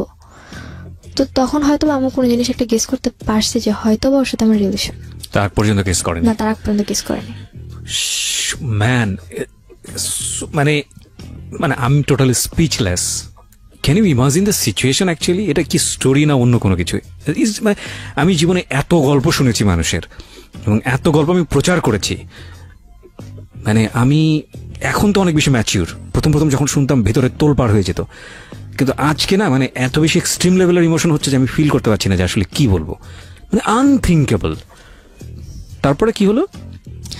তারপরে রাসেলকে বললাম যে এগুলা করার মানে কি। পরে আমাকে বললো যে পরে আমাকে আর কিছু বলে না। পরে আমি আমার রুমে চলে আসি, এসে ড্রেস আপ চেঞ্জ করে আমি আম্মুর ফোনটা আম্মুর রুম থেকে নিয়ে এসে নানুকে ফোন দিই। আর রাসেলকেও বের হতে দিই না, আর আম্মুকে বের হতে দিই না। নানুকে ফোন দিই, পরে নানু আসে। পরে নানুরে বললাম যে দেখো এগুলা কি। নানু আমার সাথে চিল্লাচিল্লি করতেছি যে এগুলা কি, মানে তুমি আবার উল্টাপাল্টা কিছু করে আবার তো আমার মেয়ের গায়ে দোষ দিচ্ছ। তখন তো আমার কোনো সেন্স নেই। তখন আমি মানে লাঠি নিয়ে লাহুর যেটাকে বলে, মানে ওই যে আটা ইয়ে করে, ওইটা নিয়ে রাসেল প্লাস আম্মু দুজনকে মারতে শুরু করি। যে আমার সেন্সে আর কিছু নেই, নানুর সামনেই। নানুর সামনে। নানু আটকাতে পারছিল না, পরে নানুর গায়ে লেগে যায়, নানুর গায়ে লেগে যায়। দেন আমি স্টপ হয়ে যাই, যেহেতু নানুর গায়ে লেগে গেছে এরপর তো আমার আর কিছু বলার নেই। দেন আমি বললাম যে এখন আমি কি করব বলো। নানুকে বলতেছি, ওরা বলতেছি যে তুই মরেই যা, তোর মতো মেয়ে থাকার চেয়ে, তোর মতো নাতনির পরিচয় দেওয়ার চেয়ে না দেওয়া আমার অনেক ভালো। কি বলবেন, কাকে সুস্থ বলবেন, কাকে অসুস্থ বলবেন আমি জানি না। ওকে, তারপর রাসেল আর কিছু না বলে বের হয়ে যায়। পরে এরপর থেকে রাসেল আমার প্রতি উইকনেসটা দেখানো শুরু করে যে না, ও আসলে আমার প্রতি উইক। তো এই জিনিসটা আমার পক্ষে ওর প্রতি আর উইকনেস মানে উইক হওয়ার কোনোভাবেই সম্ভব না, আমার পক্ষে মেনে নেওয়াই সম্ভব না যে না, ওর মতো একটা মানুষকে আমি ভালোবাসছি। তোমার মা কি বলতেছিল? তোমার মা তো বুঝলো তোমার সাথে একটা সম্পর্ক ছিল, বুঝতে পেরেছে যে আমার সাথে রিলেশন। তখন আম্মু আবার মানে এটা বোঝাতে চাচ্ছিল যে একদিক থেকে এই জায়গায় দুজনে গেম খেলে আমার সাথে। শুভ চাচ্ছিল আমাকে বোঝাতে যে ও আমাকে অনেক লাভ করে। শুভ মিন্স হোয়াট? মানে রাসেলের ফ্রেন্ড? রাসেলের ফ্রেন্ড। ও বোঝাতে চাচ্ছিল যে ও আমাকে মানে রাসেল আমাকে অনেক লাভ করে, কিন্তু ও যা করছে ওটা আমার আম্মু নাকি ওকে বাধ্য করছে, ফোর্স করছে। তখন আমার একটাই কথা ছিল, একটা ছেলে বা একটা লোক চাইলে একটা মেয়েকে রেপ করতে পারে, কিন্তু একটা মেয়েকে আদৌ একটা ছেলেকে রেপ করতে পারে? ওর কথাটা ছিল এরকম টাইপের। পরে যখন রাসেল এই জিনিসগুলো বারবার করতে থাকে, আমার পক্ষে মানে ওর ডিপ্রেশনগুলো নেওয়া সম্ভব হচ্ছিল না। প্লাস বাড়িতে আম্মু বারবার চাপ দিচ্ছিল যে যখন নানুরা সবাই জেনে গেছে, এই ফার্স্ট টাইম আম্মুর মানে নানুদের সামনে এই জিনিসটা আসলো, তাও শুধুমাত্র নানুর সামনে। তাও নানু বিশ্বাস না করতে করতেও করেছিল লাস্ট অব্দি, কিছুটা হলেও তখন একটু শান্তি যে না, আদৌ একটু হলেও করেছে, আমাকে বিশ্বাস যে আমি সবটা মিথ্যে বলছি না। তো পরে যখন আম্মু শুরু করলো যে আমাকে রাসেলের সাথে বিয়ে দিবে, কিন্তু আমার এক পর্যায়ে যে আমার পক্ষে ওকে বিয়ে করা সম্ভব না। ঘেন্না লাগতেছে, মানে টু বি অনেস্ট এটাই মুখ থেকে বের হচ্ছিল আমার, যে কাকে ঘেন্নাটা করবো। আমি সরি টু সে তোমাকে আমার ভালো লাগছে না। কারণ লাগছে না, কারণটা আমি বলি যে উইকনেসের তো একটা লেভেল থাকে। তুমি ডেফিনেটলি আজকে যা বলতে আসছো এখানে সবকিছু স্বীকার করবা, এবং তুমি এইরকম একটা কিছু দেখার পরেও রাসেলের প্রতি তুমি যদি বিন্দুমাত্র সিম্প্যাথি দেখাও, তাইলে আমি মনে করবো যে না, তোমার কিছু না কিছু প্রবলেম আছে। তুমি সেটা দেখাইছো, ডেফিনেটলি তুমি দেখাইছো। মানে এত ন্যাস্টি হয় কিভাবে একটা মানুষের স্টোরি? তারপর যখন আম্মু বিয়ে দেওয়ার জন্য প্রেশার দিচ্ছে, তো আমার পক্ষে কোনোভাবে করা সম্ভব না। আর আমি কি করে একটা মানুষকে বিয়ে করবো যার সাথে কিনা আমার মায়ের অলরেডি সম্পর্ক হয়ে গেছে? তুমি দেখছো, আমার নিজের চোখে দেখা, নিজেকে অবিশ্বাস কি করে করবো আমি? তো পরে মানে তারপরে থেকে লাইফে মানে এত পরিমাণে ডিপ্রেশন আসতে শুরু করলো, আমি আম্মুর মোবাইল ভেঙে ফেলতাম, হাত কাটতাম, তারপর মাঝে মাঝে চেষ্টা করেছি ব্লেড নিয়ে হাত না কেটে নিজের গলায় দিয়ে দিই। একটা জিনিস খেয়াল রাখবেন প্রিয় শ্রোতা, আমরা সিচুয়েশনটাকে ডিনাই করতে পারি না। আমরা হয়তো ওকে হেট করব, আমরা হয়তো এটা শোনার পরে আমাদের গা ঘিনঘিন করবে, বাট সিচুয়েশন ইজ সিচুয়েশন, এবং এটা কারো ধার ধারে না। যার জীবনে ঘটেছে সেই জানে।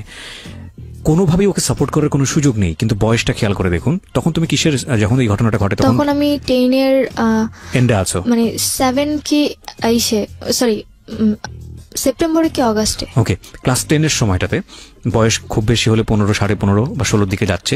ওই সময়টাতে একটা মানুষের জীবনের প্রথম ভালোবাসা, আমি বলবো এটা ওর প্রথম লাভই বলবো। ফার্স্ট যেটা হয়েছে ওটা কোনো লাভ ছিল না, এবং ও কতটা ইমোশনালি অ্যাটাচ ছিল, সন্দেহ ছিল তীব্রভাবে অবশ্যই, কিন্তু ইমোশনালি অ্যাটাচ থাকে। এই সময়ে একটা মানুষ লজিক্যালি অনেক বেশি ব্লাইন্ড হয়। একটা কথা আছে, লাভ ইজ ব্লাইন্ড।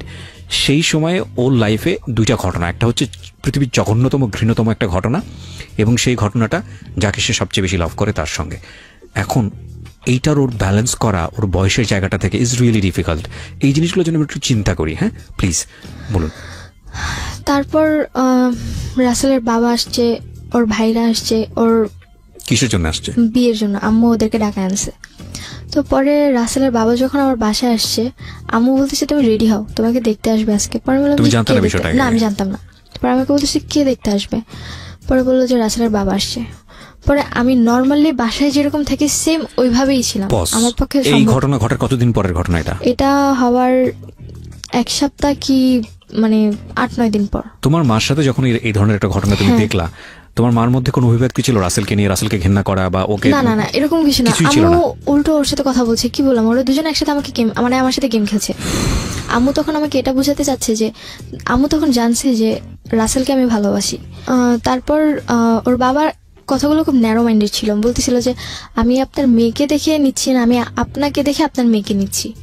তো তখন আমি তার বাবাকে তোমার আম্মু কি খুব কনভিন্সিং ছিল, মানে মানুষকে খুব সহজে কনভিন্স করে? ইজিলি কনভিন্স করে, মানে এই জিনিসটা মনে হয় একটা মানুষের পাওয়ার থাকে যেরকম ওইরকম টাইপের। উনি যদি কারোর সাথে কথা বলে, আমি খুব সুন্দর করে কনভিন্স করে ফেলতে পারে, এত সুন্দর করে কথা বলে যে মানে এখন চোখের সামনে যদি কোনো ঘটনা দেখে, ওর কথা শুনলে মনে করবে যে ওই ঠিক বলছে, যেটা দেখছে ওটা ভুল, মানে নিজে ভুল। এরকম অনেক পার্সোনালিটি আছে, এটা অস্বীকার করার কোনো উপায় নেই। এই কারণে আমার লাইফে আরো সবচেয়ে বেশি প্রবলেম যে আমি কাউকে কোনো বিশ্বাসই করাতে পারছিলাম না এমন ভাবে। আর কান্না জিনিসটা আম্মুর এমন একটা জিনিস যে সে কান্না করলে যে তার চোখের পানি দেখলে জেগেও গলে যাবে, এরকম একটা সম্ভব তার এই কনভিন্সিং পাওয়ারটা আছে। তো রাসেলের বাবা যে কথাটা বললো, তারপর আমি রাসেলের বাবাকে ডিরেক্টলি কোশ্চেন করলাম যে আপনার ছেলের সাথে যদি আমার বিয়ে হয় সাপোজ, তখন আপনার ছেলের সাথে কি আমার মা সংসার করবে যে আপনি আমার মাকে দেখে আমাকে নিচ্ছেন? এই ধরনের কথা কি তুমি সরাসরি বলে দিয়েছি? আমরা একটা বিরতি নেব প্রিয় শ্রোতা, ছোট্ট একটা বিরতি। যদিও সে অনেক বড় একটা ভয়ানক রকমের বেয়াদবি করেছে এখানে, কিন্তু কোশ্চেনটা অনেক বেশি বোল্ড, এবং বোল্ড এই কারণে ও যেটা বলেছে সেটা ও সঠিক বলেছে, এবং সঠিক বলেছে এই কারণে যে আসল সিচুয়েশনটা তো আসলে তাই। বিয়ে যাকে করছে তাকেই তো দেখা উচিত, তার মাকে কেন দেখবে বা তার পরিবারের অন্য বিষয়কে কেন দেখবে? হ্যাঁ দেখবে অবশ্যই, কারণ সে যে সেই পরিবারে বড় হয়েছে সেটা অবশ্যই তাদের জন্য প্রয়োজন। কিন্তু যদি কোশ্চেনটা এরকম হয়ে যায় যে না মেয়ে ফ্যাক্ট না, ফ্যাক্ট হচ্ছে মেয়ের মা, তাহলে কোশ্চেনটা অবশ্যই লজিক্যাল। ওকে বলুন। তারপর যখন আমি রাসেলের বাবার সাথে এই বেয়াদবিটা করলাম, ওর বাবা আমার খুব রেগে যায়। তো পরে আমি এই ব্যাপারটা নিয়ে রাসেলের ফ্রেন্ড শুভর সাথে একটু কথা বলি যে ভাই এগুলো কি হচ্ছে, আপনি বলেন এগুলো কি মেনে নেওয়া সম্ভব? যখন শুভ এই ব্যাপারটা জানতে পারে, আমার মায়ের ব্যাপারটা, রাসেলের ব্যাপারটা, তখন সে আমার বলে যে আসলে শুভা তোমাকে থাপ্পড় মারা উচিত। পরে আমি বললাম যে কেন ভাইয়া? বলে কি তোমাকে আমি এর আগে কয়েকবার থিংস দিছি। পরে আমি বলছি আপনি আমাকে কেমন থিংস দিছেন যে যেটা আমি কিনা বুঝতেই পারলাম না। তো তখন যখন আমি এই কথাগুলো তারা বললাম, সে আমার বলতেছে যে শোনো আসলে ওদের ফুল ফ্যামিলিটাই এরকম, আজকে যদি তোমার সাথে রাসেলের বিয়েও হয় দেখবে 2 দিন পর ওর বড় ভাই তোমার সাথে খারাপ আচরণ করা শুরু করছে। তারপর মানে আমার তো অলরেডি রাসেলের প্রতি একটা ঘৃণা চলেই আসছে, তার মধ্যে ওর ফ্যামিলি ব্যাকগ্রাউন্ড সম্পর্কে যখন আমি আস্তে আস্তে ওর মানে ওর ফ্রেন্ড শুভর কাছ থেকে জানতে পারলাম, তখন তো আমার পক্ষে কোনোভাবেই আর কোনো কিছু মেনে নেওয়া সম্ভব না। তারপর আমি কি করব কিছু বুঝতে পারতেছিলাম না। এই কথাগুলো শোনার পর তাৎক্ষণিক আমি ওখান থেকে চলে এসে আর রাসেলের বাসায় যাই, মানে ওর মেসেজে ওর কলার ধরে, মানে যে গেঞ্জির টি শার্টটা পরেছিল ওটার কলার ধরে একটা রাস্তায় নিয়ে এসে রাস্তার মাঝখানে ওকে একটা থাপ্পড় মারি যে তোর মতো ছিল এটাই প্রাপ্য। ওইটা বলে বাসায় এসে সহ্য করতে পারি না আসলে, যে আমি যারা এতটা বেশি লাভ করি তার ব্যাপারে আমি এমন কিছু জানলাম যেটা কিনা আমি এতদিনে জানতে পারলাম না। এত বড় ভুলটা আমি কেমনে করলাম? মানে তখন নিজের প্রতি এতটা বেশি ঘেন্না হচ্ছিল, আর মানে তখন মনে হচ্ছিল যে দুনিয়ার কাউরে আর ঘেন্না করার দরকার না, আমার নিজেই এনাফ আমার নিজের জন্য। তারপর কি করবো কিছু বুঝতে পারতেছিলাম না, মাথা পুরোপুরি খারাপ হয়ে গেছিল, মোবাইল ভেঙে ফেলছি, প্লাস ঘরের মধ্যে মানে কিচ্ছু বুঝতে পারতেছিলাম না আসলে আমি করবোটা কি। তখন কোনো কিছু হাতে না পেয়ে পেলাম ব্লেড। হাতে ব্লেড পেয়ে আমার আর কোনো চিন্তা নেই। আমি আবার যে কোচিং এ পড়তাম ওই স্যার আবার মাঝে মধ্যে আমাদেরকে মানে সচেতন করার জন্য অনেক কথা বলতো। উনি একবার বলেছিল যে সুইসাইড করার জন্য অনেকে আছে যে মানে পানিতে ঝাঁপ দেয় বা কলাই দড়ি দেয়। আসলে এর চেয়ে সহজ উপায় হচ্ছে যে যদি কেউ হাতের শিরা কেটে দেয়, হ্যাঁ যদি শিরা কেটে দেয় তাহলে 10 মিনিট সর্বোচ্চ, তাহলে এই 10 মিনিটের মধ্যে সে মারা যাবে, এটা কনফার্ম। তো সো এইসব ভুল যেন আমরা ভুলেও না করি, মানে এটা জাস্ট আমাদেরকে সচেতন করার জন্য করেছে। কিন্তু সচেতন করার জন্য বলে সে টেকনিক বলে দিয়েছে। টেকনিক বলতে এখন আমার কাছে ওটাই, এখন আমার মাথায় ওটাই। অনেক সময় ব্যাপারটা এরকমই, আসলে কেউ হয়তো সচেতন করার জন্য বলছে, কেউ হয়তো এটাকে নেগেটিভলি ব্যবহার করছে। তো তুমি ওটাকে কি করলা? আমি নেগেটিভলি নিয়েছি। ফাইন। আমি হাত কেটে ফেলি, এন্ড হাত কাটার পর আমার আর কোনো সেন্স নেই, মানে শিরা কেটে ফেলো? হ্যাঁ হাতে শিরা কেটে ফেলি। এন্ড আমি ওইটা কেটে মানে আমি আবার মানে হাত কেটে আমি আবার আম্মুর রুমে গেছি। আমি এটা কেটেছিলাম আমার রুমে, তখন আমার রুমটা খালি ছিল। আমি আম্মুর রুমে তো কাটতে দিবে না, আর স্বাভাবিক মরলে তো দোষ হবেই তাদের ঘাড়ে, এই জন্য আমি আমার রুমে গিয়ে হাত কেটে দিছি। কেটে আমি আবার হাঁটতে হাঁটতে আম্মুর রুমে গেছি। রুমে গিয়ে ব্লেডটা ওয়াইড্রবের যে কাপড়টা ছিল ওটা নিচে ব্লেডটা রাখছি। ব্লেডটা রেখে আম্মুর ফোন নিয়ে আমার রুমে আসছি। আমার রুমে এসে বললাম, ওর মানে রাসেলের বড় ভাইকে ফোন দিছি। ফোন দিয়ে বললাম যে আপনাদের মতো নোংরা পরিবারে যাওয়ার চেয়ে আমার মরে যাওয়া অনেক ভালো। আজকের পর থেকে আপনারা কোনোদিন শুভাকে আর পাবেন না, দয়া করে আমাকে আর কোনোদিন জ্বালাবেন না। তারা মনে করছে হয়তো আমি কোথাও চলে যাচ্ছি, অলরেডি তো আমি রাসেলকে মেরেই আসছি। তো এরপর আমার হাত থেকে ফোনটা পড়ে গেছে, আমি সেন্সলেস। তারপর আমার আর কোনো সেন্স নেই। তারপর যখন আমার 4 ঘন্টা পর যখন সেন্স ফিরে, তখন আমি হসপিটালে, অ্যান্ড আমার হাতে ব্যান্ডেজ করা। পরে আম্মুর মুখ থেকে যেটা শুনলাম যে আমার হেঁটে যে আমি আম্মুর রুমে গেছি আবার আমার রুমে আসছি, তখন রক্তগুলো নাকি নিচে পড়েছিল, যেটা কিনা আম্মু দেখতে দেখতে আমার রুমে আসছে, অ্যান্ড এসে দেখে যে আমি পড়ে আছি, মনে করেছে শুয়েছিলাম, কিন্তু রক্ত দেখে সে আর ঠিক থাকতে পারেনি। হয়তো বা আমার রক্ত তার মধ্যে কোনোটা যদিও চেঞ্জিং আনে, তো সে আমার রুমে এসে যখন আমার হাতটা কাটা দেখে, হাতের মধ্যে তাড়াতাড়ি করে কাপড় পাচ্ছে। তারপর রাসেলকে ফোন দেয়, রাসেল আর আম্মু আর আমার নানুকে ফোন দেয়, 3 জন মিলে আমাকে হসপিটালে নিয়ে এসে আমার হাতে সেলাই করে প্লাস হাতটা ঠিক করে। কোন হসপিটাল এটা? এটা আলসামি। এই হসপিটাল সাধারণত এগুলো নেওয়ার কথা না, কেস নেওয়ার কথা। হ্যাঁ, কেস নেওয়ার কথা। এই জায়গায় আরো একটা কথা হচ্ছে যে কেন কেস নেয়নি, আমার খালামণি এখানে জব করে। সামহাউ সে ম্যানেজ করেছে। সামহাউ বলতে আমাকে যে নিয়ে আসছে, পিছনের একটা গেট আছে, ওই গেট দিয়ে আমাকে নিয়ে এসে একেবারে 4 তলায় নিয়ে গেছে, যেখানে অপারেশন থিয়েটার। 4 তলায় নিয়ে গিয়ে অপারেশন থিয়েটারে জাস্ট ওনার যে পরিচিত ডক্টরটা আছে, মানে উনি হসপিটালে জব করে, আবার ওই ডক্টরের বাসায়ও জব করে, তো কাজ করে, যার কারণে ওনাকে ডেকে এনে আমার হাতটা কোনোভাবে ওয়াশ টাশ করে ঠিক করছে, মানে শিলি দিছে। তারপর এই ব্যাপারটা হসপিটালের কেউ তেমনভাবে জানতো না, কারণ যেহেতু আমাকে আস্তে করে নিয়ে আসছে, আর আমাকে কোলে করে উপর অব্দি তুলছে পুরোটাই রাসেল। তারপর যখন বাসায় নিয়ে আসি, আমার একটাই কথা ছিল, যদি রাসেল আমার সামনেও আসে, আমি হাতের শিলি তো খুলবই, প্লাস নিজেকে আবার ওই জায়গায়, মানে আবার ব্লেড দিয়ে আমি নিজেকে নিজে শেষ করে দেবো। এরপর বাঁচানোর আর কোনো স্কোপ থাকবে না। এবার তো দরজা খোলা ছিল, এরপর আবার দরজা না, দরজা আটকে করবো, যাতে কেউ খুলতেও না পারে। আমার কথাটা এরকম ছিল তাদের কাছে। পরে রাসেলের ফ্যামিলিরা আমাকে দেখতে আসে আবার আমার অসুস্থ অবস্থায়। পরে আমি ওদেরকে অনেক অপমান করি। পরে আমি বলি যে যদি আপনারা মানুষ হয়ে থাকেন, জীবনে কোনোদিন আমার সামনে আসবেন না। আপনার মতো ফ্যামিলির ছেলে বিয়ে করা তো দূরে থাকা, আমি কোনোদিন মুখও দেখবো না। এরপর শুভ, মানে রাসেলের যে ফ্রেন্ড ছিল শুভ, ও মেবি রাসেলকে অনেক কথা বলে, যার কারণে রাসেল সহ্য করতে না পেরে চলে যায়, পুরোপুরি টোটালি কন্ট্যাক্ট অফ করে, সিম চেঞ্জ করে এলাকা ছেড়েই চলে যায় রাসেল। তারপর আম্মুর সাথে রাসেলের কোনো কন্ট্যাক্ট নেই। আম্মু তো পুরো দিশেহারা, রাসেলের কোনো খোঁজ পাচ্ছে না। প্লাস এখন আরও আমাকে ইমোশনালি বোঝানোর চেষ্টা করছে যে না, আসলে আম্মু আমার প্রতি অনেকটা কনসিভ, মানে সে বুঝাতে চাচ্ছে যে না, সে আমার জন্য রাসেলকে খুঁজছে। তখন আমি বললাম যে আমার জন্য রাসেলকে খুঁজে কোনো লাভ নেই, রাসেলকে তুমি যদি এখন মানে রাজা সেজে আমার সামনে দাও, আমি কিন্তু তাকে কখনো আর একসেপ্ট করতে পারবো না, বিকজ আমার পক্ষে এটা সম্ভব না। পরে আম্মু ওই জিনিসগুলো হয়তো বা বুঝতে পারছে, পরে আম্মু আর এই জিনিসগুলো ট্রাই করেও নেই পরবর্তীতে বিয়ের জন্য। পরে রাসেলের ফ্যামিলি চলে গেছে, আমাদের রাসেলের ফুল প্রুভলি টোটালি রাসেলের সাথে কন্ট্যাক্ট অফ, মানে আমাদের ফুল ফ্যামিলি। এর মধ্যে হাত কাটা নিয়ে বাবার কাছে খবর গেল যে রাসেলের সাথে নাকি আমি ছিলাম, যেটা কিনা মিস ইনফরমেশন। আমি বুঝতে পেরেছি। তারপর তোমার বাবা কি করলো? তো এই জিনিসগুলো বাবা শোনার পর বাবা আমাকে বললো যে তুই কাটছস তো ঠিক আছে, তা হাত কেটে দরজাটা কেন ওপেন রাখলি? তোর মা ইমোশনালি এটা তুই জানিস। একেবারে মানে আমার বাবা অনেক হার্ড, এতটাই হার্ড যে বলার বাইরে। দেন অক্টোবরের 3 তারিখে রাসেল এলাকা ছেড়ে চলে গেল, আমার ওর সাথে আর কোনো কন্ট্যাক্ট নেই। অক্টোবর 4 তারিখ থেকে আমার মডেল টেস্ট শুরু হলো। দেন এর মধ্যে আমার ফ্যামিলিতে আর কোনো ঝামেলাও নেই, কোনো গ্যাঞ্জামও নেই। তারপরে আসলো আমার এসএসসি পরীক্ষা শেষ ফেব্রুয়ারিতে এসএসসি পরীক্ষা শেষ। তারপর মার্চ মাসে, তখন এর মধ্যে আম্মু আমার সাথে খুবই ভালো আচরণ করছে, যেটা কিনা আমি তার কাছ থেকে আশা করিনি।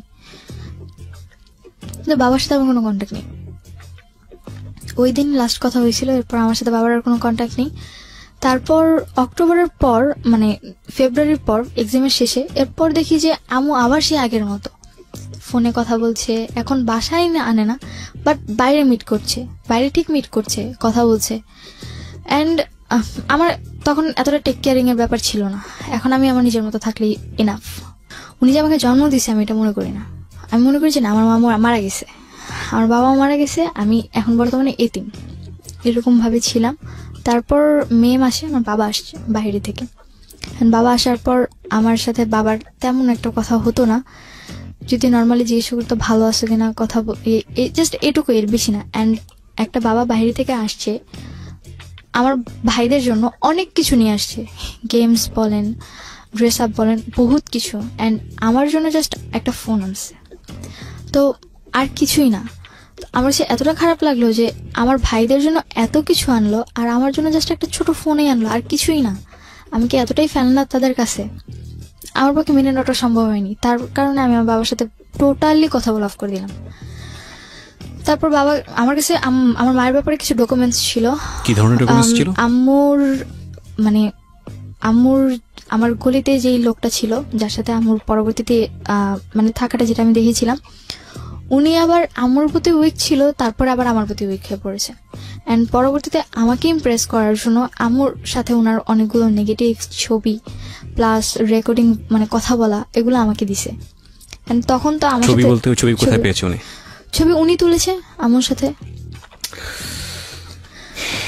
এটা আমাকে ইমপ্রেস করার জন্য। আর তখন আমার সাথে রাসেলের আবার ভালো সম্পর্ক ছিল, যার কারণে আমি আমার মেমোরি কার্ডটা ওর কাছে জমা রাখছি।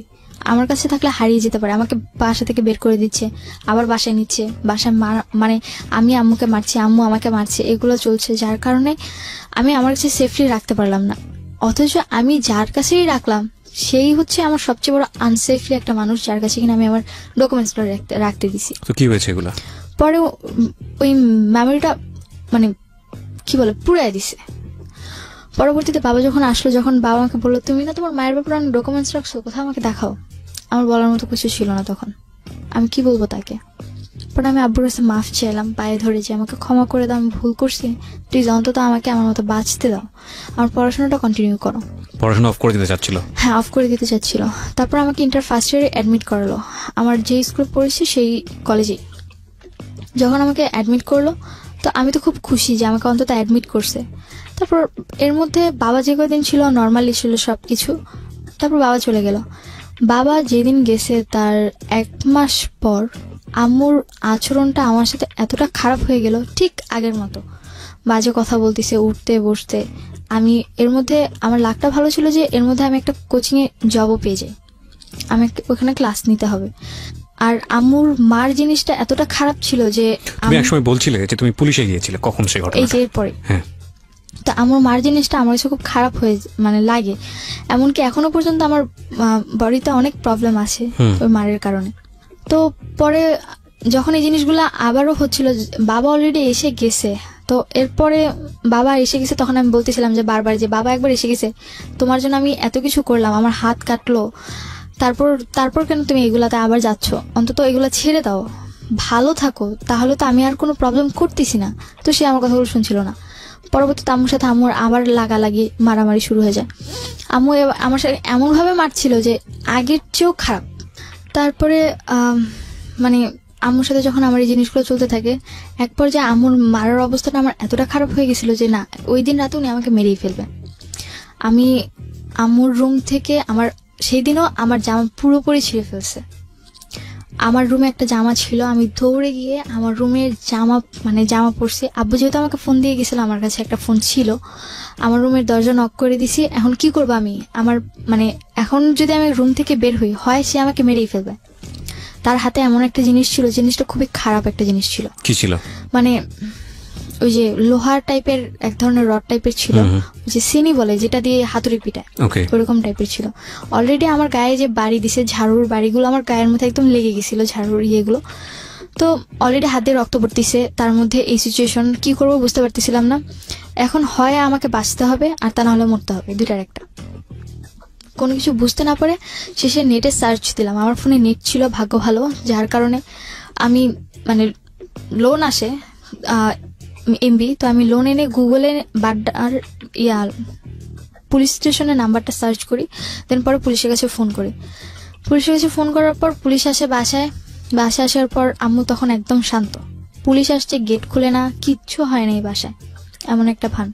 পুলিশ মামাকে ফোন করছে, মামা আবার বড় মামা যে ছিল, মানুষদের সাথে একটু বেশি চলাফেরা করে, যার কারণে থানা পুলিশ লোকজন তারে চিনে। তো তার কথা শুনে পরে পুলিশ চলে যায়, পরে মামা ঘরে ঢুকে। পরে পুলিশ বলে গেছে যে পরের দিন যেন থানায় আমাদেরকে উপস্থিত থাকতে হয়। পরে আমরা থানায় গেলাম। পরের দিন আমরা থানায় যে ওসিটা ছিল তার সাথে আমার মামা আগে আলাদা করে কিছু কথা বলতে চাইছে। তো ওসির সামনে মামা আমাকে এমনভাবে উপস্থাপনা করে যে আমার ব্রেন লস, মানে তুমি মানসিকভাবে অসুস্থ? হ্যাঁ, আর মানসিকভাবে অসুস্থ, আর আমি যা বলছি পুরোটাই বানোয়াট, মিথ্যে।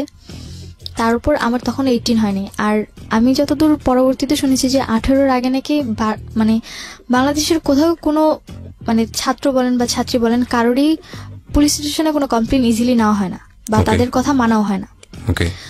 তো পরবর্তীতে যখন পুলিশ আমাকে জিজ্ঞেস করলো তোমার এজ কত, পরে আমি বললাম যে 17+।